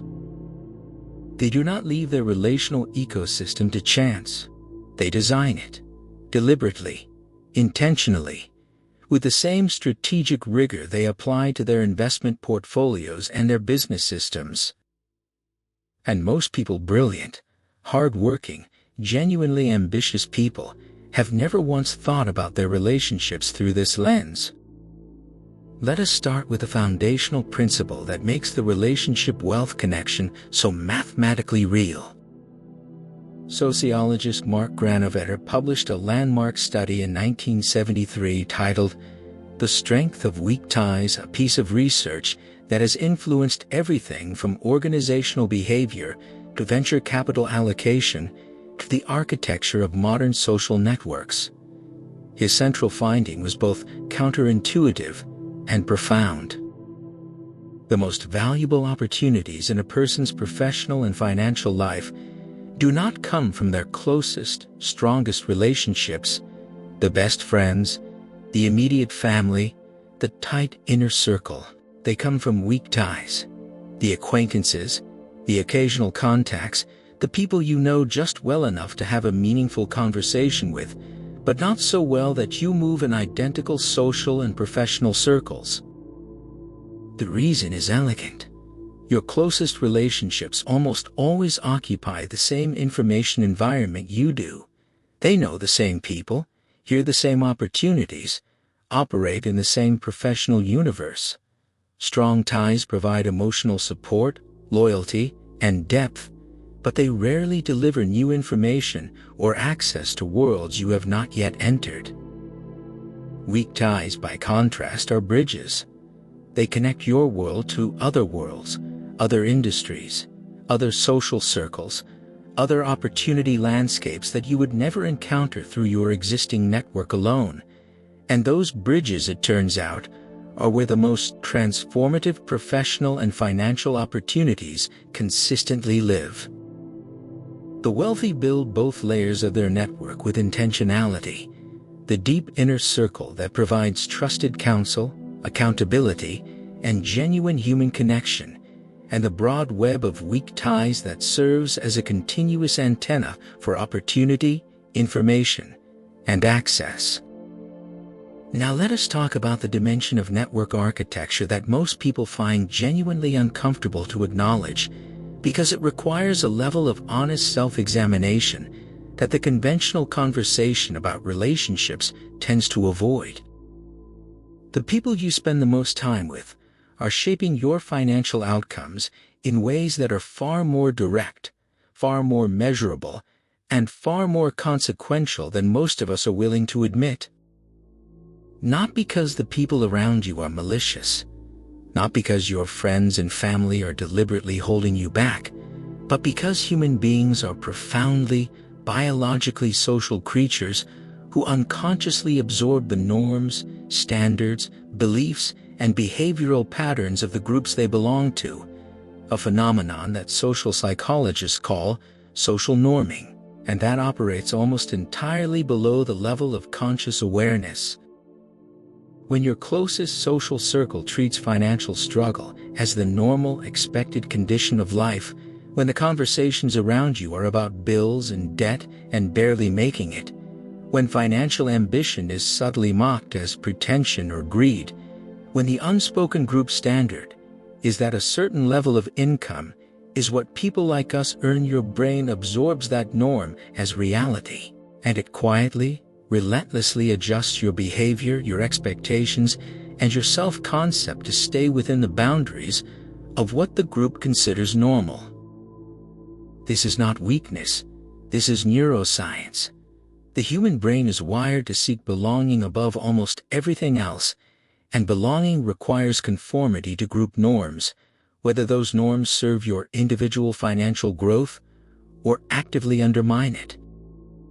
Jim Rohn, the philosopher who mentored Tony Robbins and whose wisdom on this subject has never been improved upon, stated it with the blunt clarity that only genuine insight can produce: you are the average of the 5 people you spend the most time with. Not an approximation, not a rough guideline. The average in income, in mindset, in ambition, in the standards you hold yourself to when the motivation fades and the real default patterns take over. Think honestly about the 5 people you currently spend the most time with. Not the people you admire from a distance, not the podcasts you listen to, not the books on your nightstand. The 5 actual human beings whose voices, perspectives, and energy fill the most hours of your week. What is their relationship with money? What do they believe is possible? What are their conversations about when the subject of wealth, ambition, and financial growth comes up? Are those conversations expansive or limiting? Are they filled with possibility or saturated with cynicism? Do the people around you celebrate financial growth or quietly resent it? Do they challenge you to think bigger or subtly, lovingly, pull you back toward the comfortable average? This is not an invitation to abandon the people who love you. It is an invitation to be ruthlessly honest about the relational environment you are living inside, because that environment is either accelerating your financial trajectory or quietly anchoring it in place, and it will keep doing exactly that, whether you acknowledge it or not. The wealthy solve this problem, not by discarding their existing relationships, but by deliberately expanding their relational environment to include people who operate at the level they are moving toward. This is one of the most consistent patterns across the biographies of self-made wealthy people in America. Almost universally, at some inflection point in their financial journey, they found their way into a room, a mastermind group, a mentorship relationship, a professional community, a business partnership where the people around them were thinking bigger, moving faster, and operating from a fundamentally different set of financial assumptions than anyone they had previously known. And that exposure changed everything, not because those people handed them money or opportunity directly, though sometimes they did, but because proximity to a higher level of thinking permanently recalibrated what felt normal, what felt possible, and what felt expected of someone operating in that environment.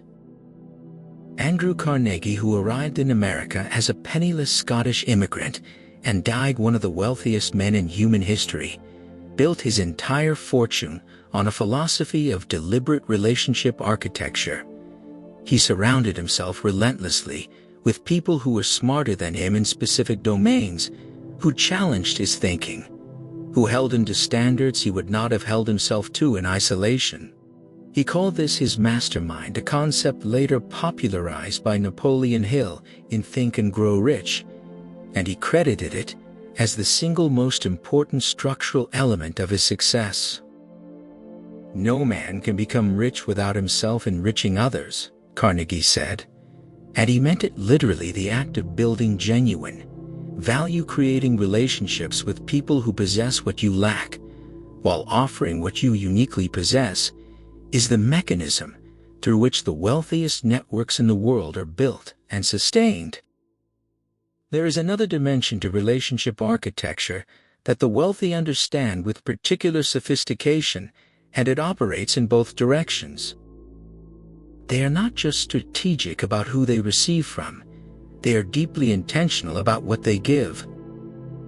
This runs counter to the transactional, zero-sum thinking that dominates most conversations about networking, the calculating, what can I get from this person energy that every genuinely successful person can detect from the first handshake, and that closes more doors than it opens.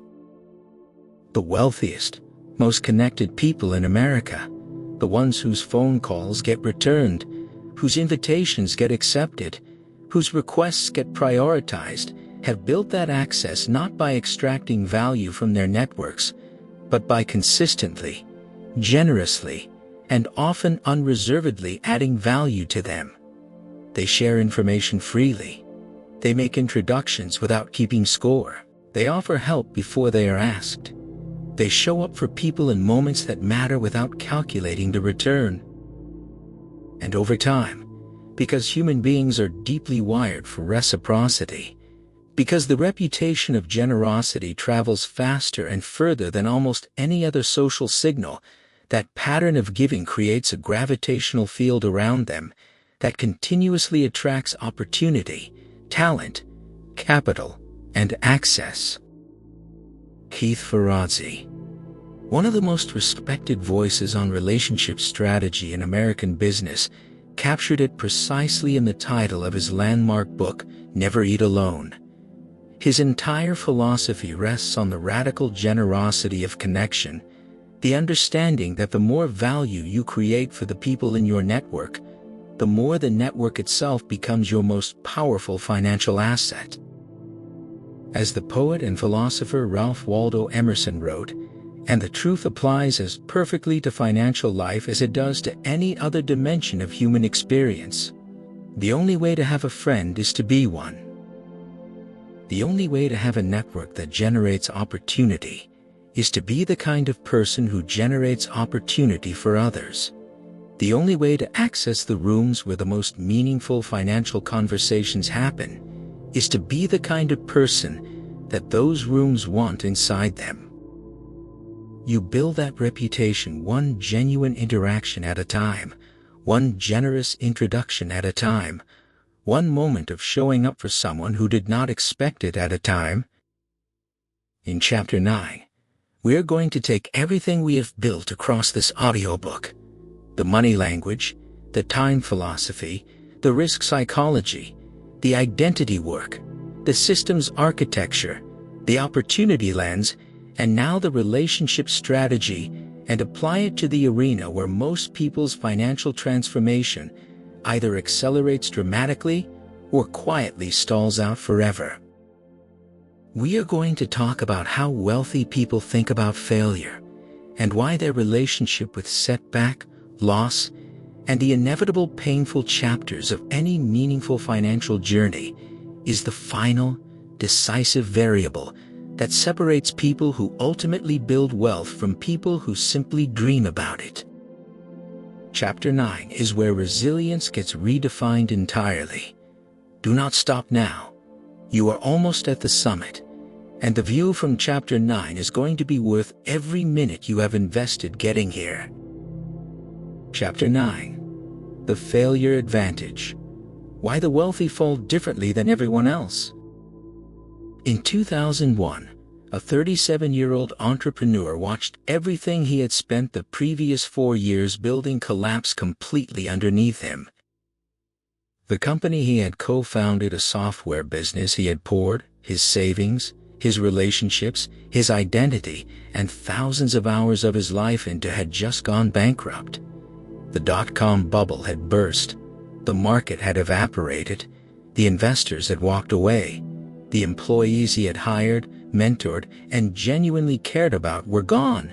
The office was empty. The dream, by every conventional measure, was over. Most people who experience that level of financial and professional devastation do one of two things.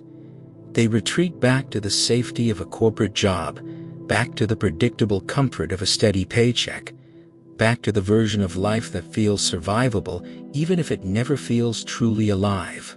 Or they collapse inward, carrying the weight of the failure as evidence of their fundamental inadequacy, letting it quietly confirm every limiting belief they ever had about their own potential. That entrepreneur did neither. He spent the next several years studying exactly what had gone wrong, not to punish himself, but to extract from the wreckage every lesson, every insight, every piece of hard-won intelligence that the failure had produced. He rebuilt. He refined. He applied everything the collapse had taught him with the precision of someone who understood that failure, when processed correctly, is not the opposite of success. It is the raw material of it. That entrepreneur was Elon Musk, And the lessons extracted from that early failure directly informed the thinking, the risk management, the organizational design, and the relentless problem-solving philosophy that he later applied to Tesla, SpaceX, and every subsequent venture that has made him one of the most consequential builders in American business history. The failure did not stop him. The failure built him. And that distinction between failure as a verdict and failure as a curriculum is perhaps the single most important psychological difference between the wealthy and everyone else. Let us start with a foundational question that this chapter exists to answer, and it is a question that most people have never been asked directly, even though the answer determines more about their financial future than almost any tactical decision they will ever make. What do you believe failure means? Not what you think you should believe, not the motivational poster version of the answer. The real, honest, gut-level belief that activates inside you the moment something goes wrong, the moment the business loses a client, the investment drops, the plan falls apart, the opportunity evaporates, the conversation you needed to go well goes badly instead. For most people, and this is not a judgment, it is a deeply human response shaped by years of educational and social conditioning. Failure activates a story of personal inadequacy. The failure becomes evidence. Evidence that they were not smart enough, not prepared enough, not talented enough, not deserving enough. Evidence that the dream was too big, the goal too ambitious, the leap too far from where they started. That story, believed deeply enough and long enough, produces a single predictable behavioral outcome: contraction. The goals get smaller, the risks get avoided, the dreams get quietly renegotiated downward until they fit inside a life that feels survivable rather than extraordinary. The wealthy have a fundamentally different story running, and understanding that story and then deliberately choosing to adopt it is one of the most financially consequential decisions you will ever make. The wealthy relationship with failure is built on a cognitive framework that psychologist Carol Dweck of Stanford University has spent decades studying and documenting what she calls the growth mindset versus the fixed mindset. A fixed mindset interprets failure as a reflection of fixed, unchangeable ability.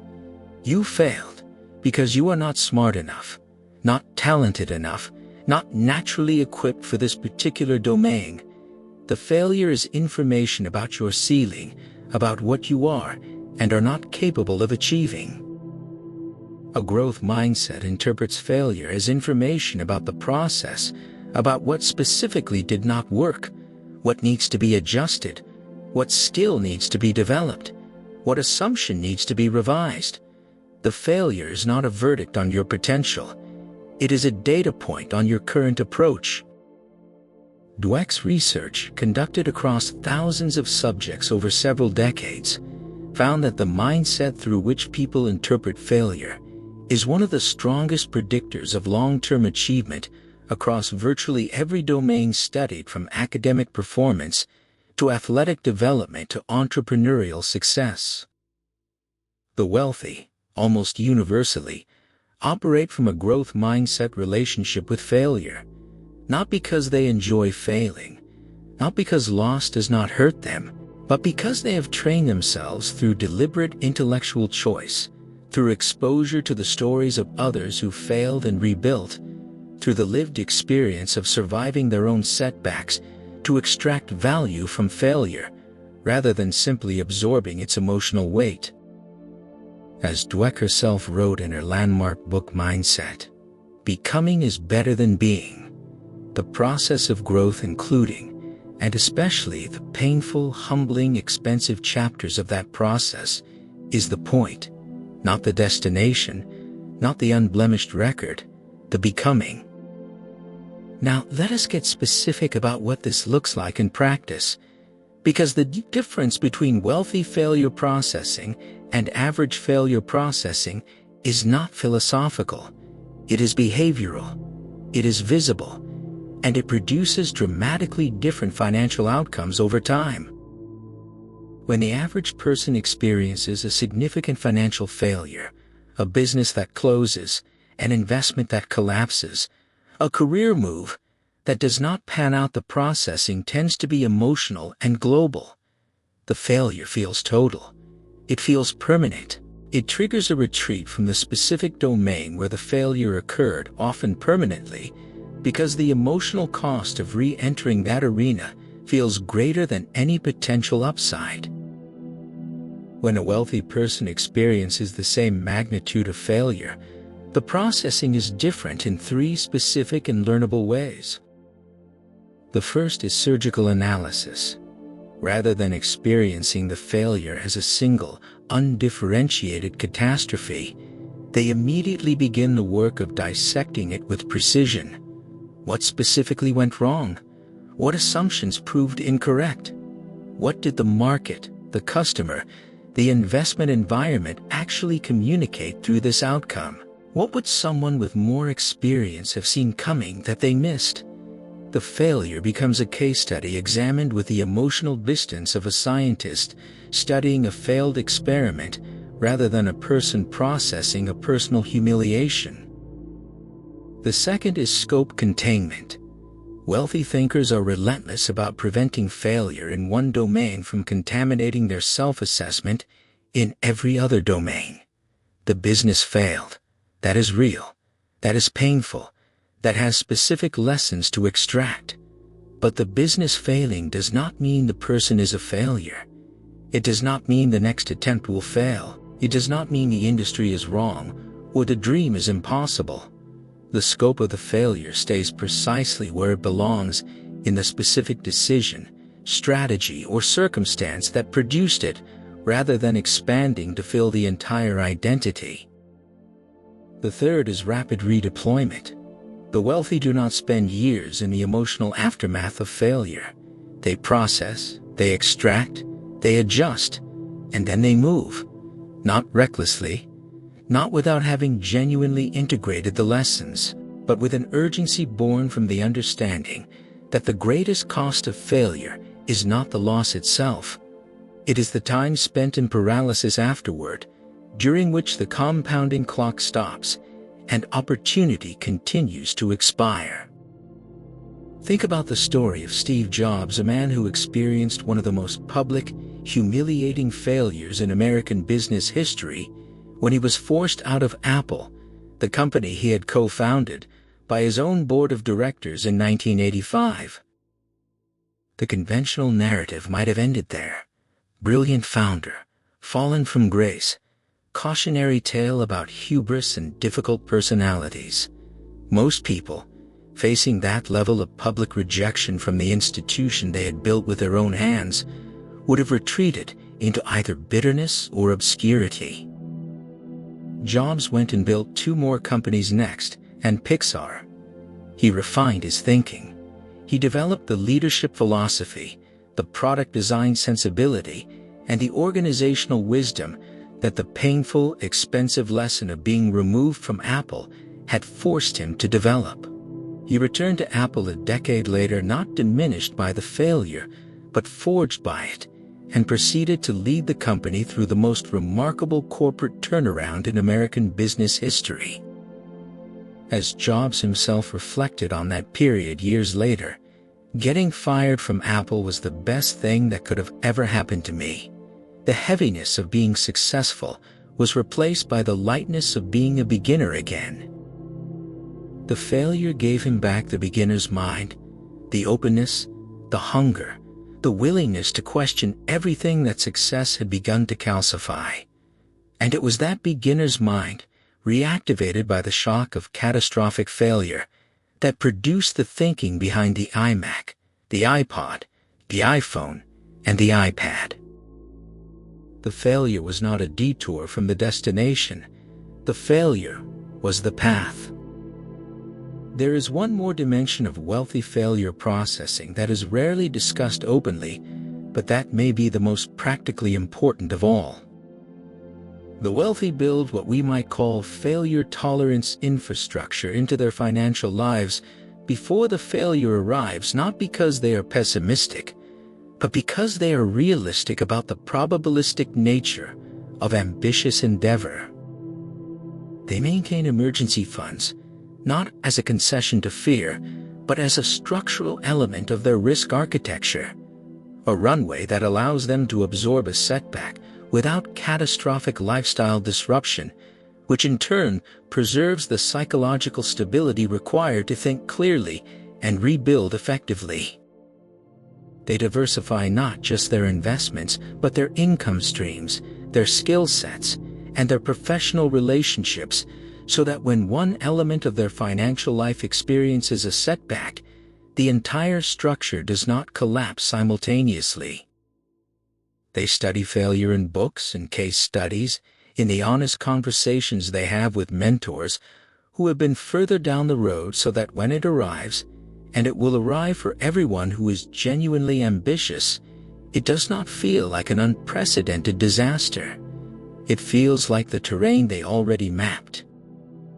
As the Stoic philosopher Seneca, whose wisdom on resilience has outlasted empires, wrote 2,000 years ago in words that have never been more financially applicable, "Luck is what happens when preparation meets opportunity, and its necessary corollary, resilience, is what happens when failure meets preparation."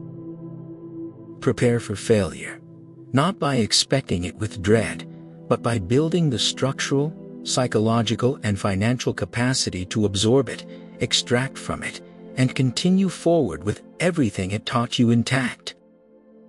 You have come a long way in this audiobook, from the myth of the grind that opened Chapter 1, through the money language, the time philosophy, the risk psychology, the identity architecture, the systems thinking, the opportunity lens, and the relationship strategy you have been rebuilding, chapter by chapter, the entire mental operating system through which you see and engage with your financial life.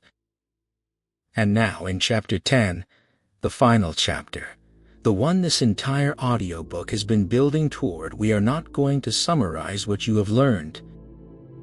We are going to challenge you to become it. Chapter 10 is not a conclusion.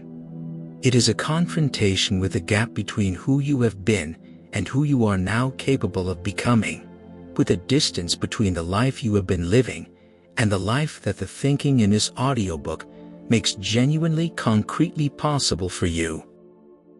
The final chapter is where everything lands. Do not stop one chapter from the finish line. The most important words of this entire audiobook are waiting for you on the other side. Chapter 10. The day you decide to think differently is the day your life changes forever. There is a moment, and almost every person who has ever built something meaningful, who has ever crossed the line from the life they inherited to the life they chose, who has ever looked back from a place of genuine financial freedom and traced the thread back to where it all began, there is a moment they can point to. Not a lucky break, not a windfall, not a single investment that paid off or a business that exploded overnight. A moment of decision.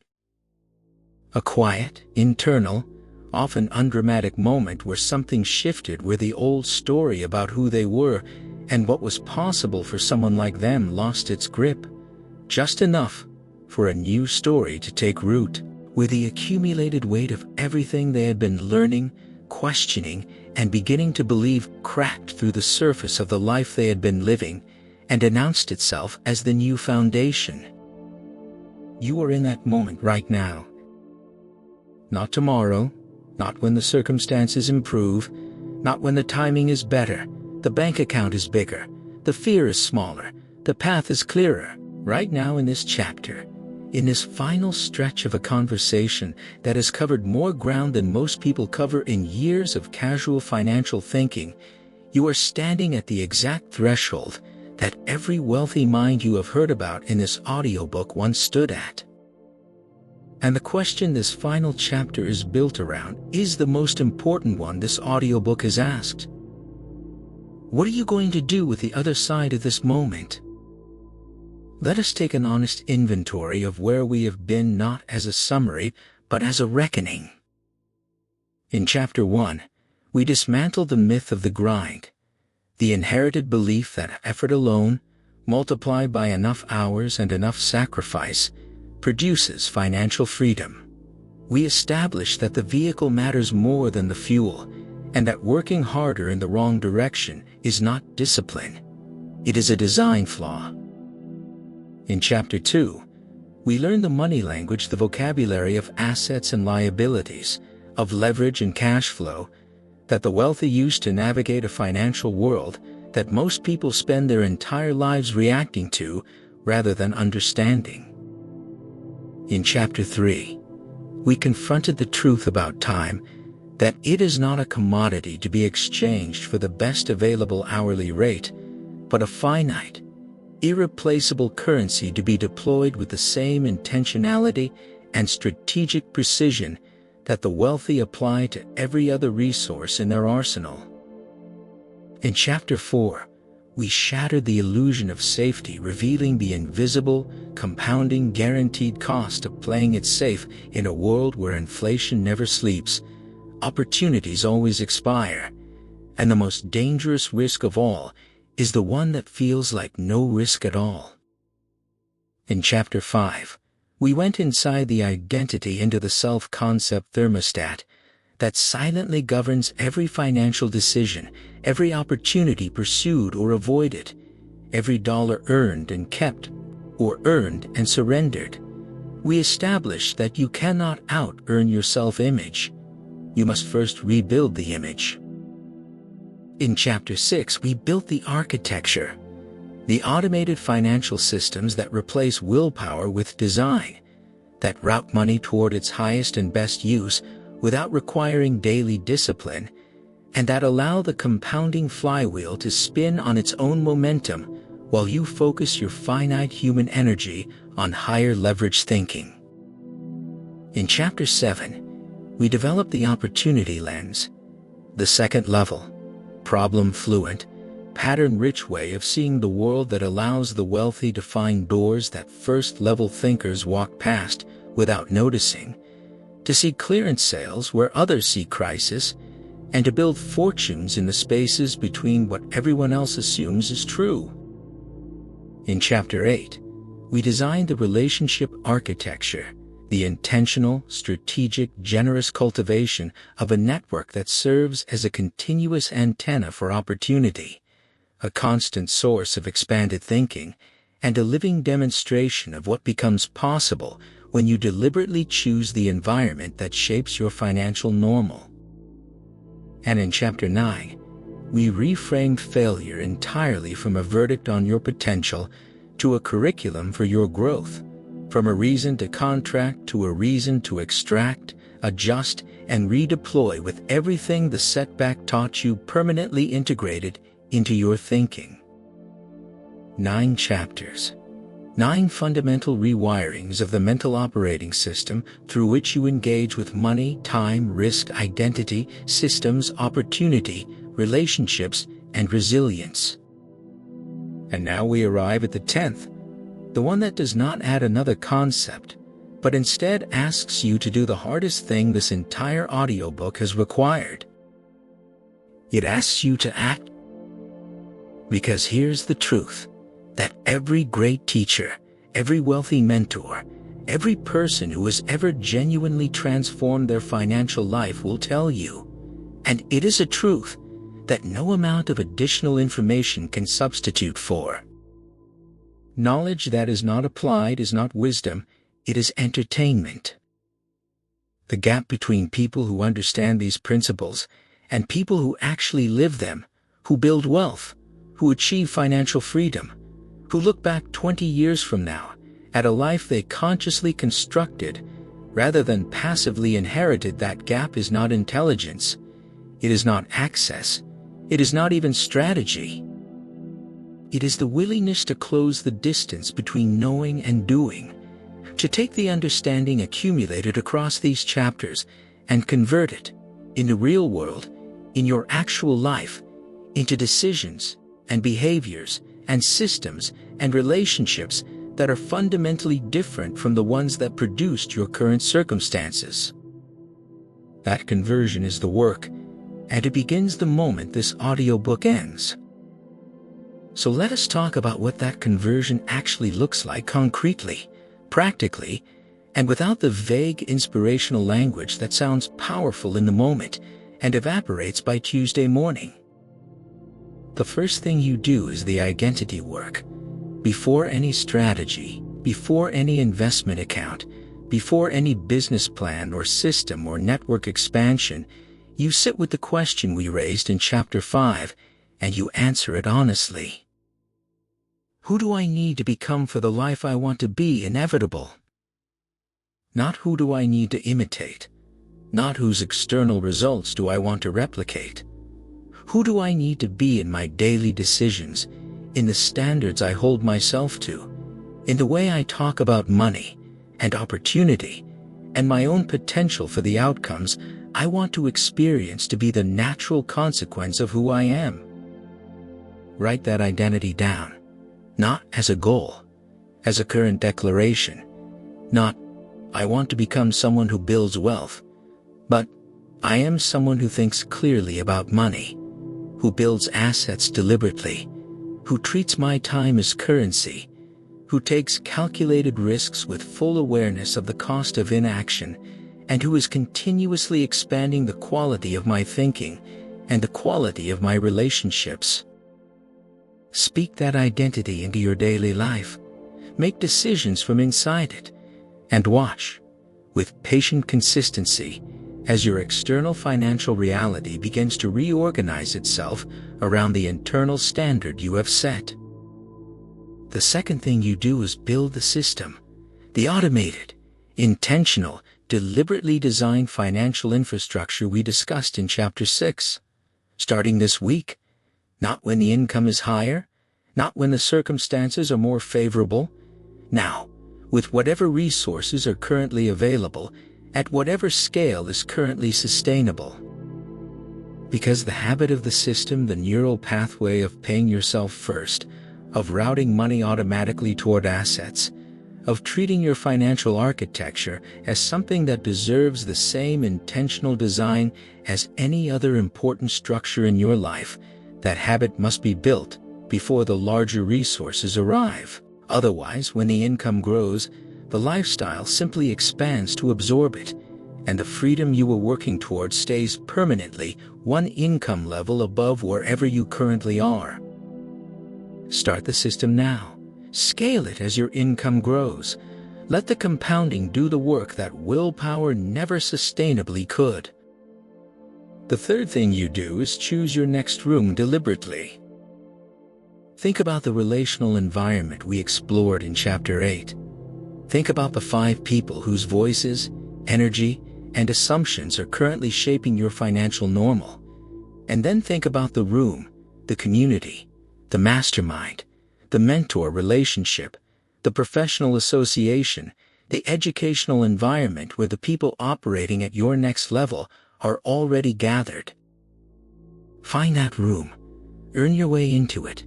Show up with generosity rather than extraction. Add value before you ask for anything, and let the exposure to a higher standard of thinking do what it has always done for every person who has deliberately sought it out permanently. Expand the ceiling of what feels normal, possible, and expected. The fourth thing, and perhaps the most quietly powerful of all, is to protect this momentum. You came to this audiobook with a set of financial beliefs, a set of assumptions about how wealth works and who it works for and what role effort, risk, identity, and systems play in determining financial outcomes. And across these 10 chapters, many of those beliefs have been challenged, some have been dismantled, and new ones have been offered in their place. That recalibration is fragile in the hours and days immediately after it happens. The old patterns are still present. The old environment, with its old conversations and its old financial normal, is still the water you swim in every day. And without deliberate protection of the new thinking, without continued exposure to ideas, stories, and perspectives that reinforce the mental operating system you have been rebuilding, the old patterns will reassert themselves, gradually, quietly, until one day you realize that the fire this audiobook lit has gone cold, and the old assumptions have moved back in. Protect the momentum. Keep reading. Keep listening. Keep surrounding yourself with the thinking of people who have gone where you are going and who are willing to describe the path honestly. Return to this audiobook when the old story tries to reclaim its territory. Use it as a reset, a recalibration back to the thinking that sees clearly, acts deliberately, and builds consistently. As the great Nelson Mandela, a man who spent 27 years in prison and emerged not diminished, but forged into one of the most extraordinary leaders in human history, said with the quiet certainty of someone who had tested this truth in conditions most of us will never face. It always seems impossible until it is done. Financial freedom seems impossible from inside the financial beliefs most people carry. Building real wealth seems impossible from inside the myth of the grind. Thinking differently seems impossible from inside an environment that has never modeled what different thinking looks like. Until it is done. And it gets done. It has always gotten done by every person who ever crossed from the life they inherited to the life they chose, through exactly the process you have been engaged in across these 10 chapters. Through the patient, deliberate, sometimes uncomfortable work of rebuilding the thinking that rebuilds the life. You have done that work today. You stayed through the discomfort of Chapter 1. When the myth you were raised on got dismantled, you stayed through Chapter 4 when playing it safe stopped feeling safe. You stayed through Chapter 5 when the mirror got held up to the self-image running your financial life in the dark. You stayed through 9 chapters of genuine mental reconstruction and arrived here at the final words of an audiobook that was never really about money.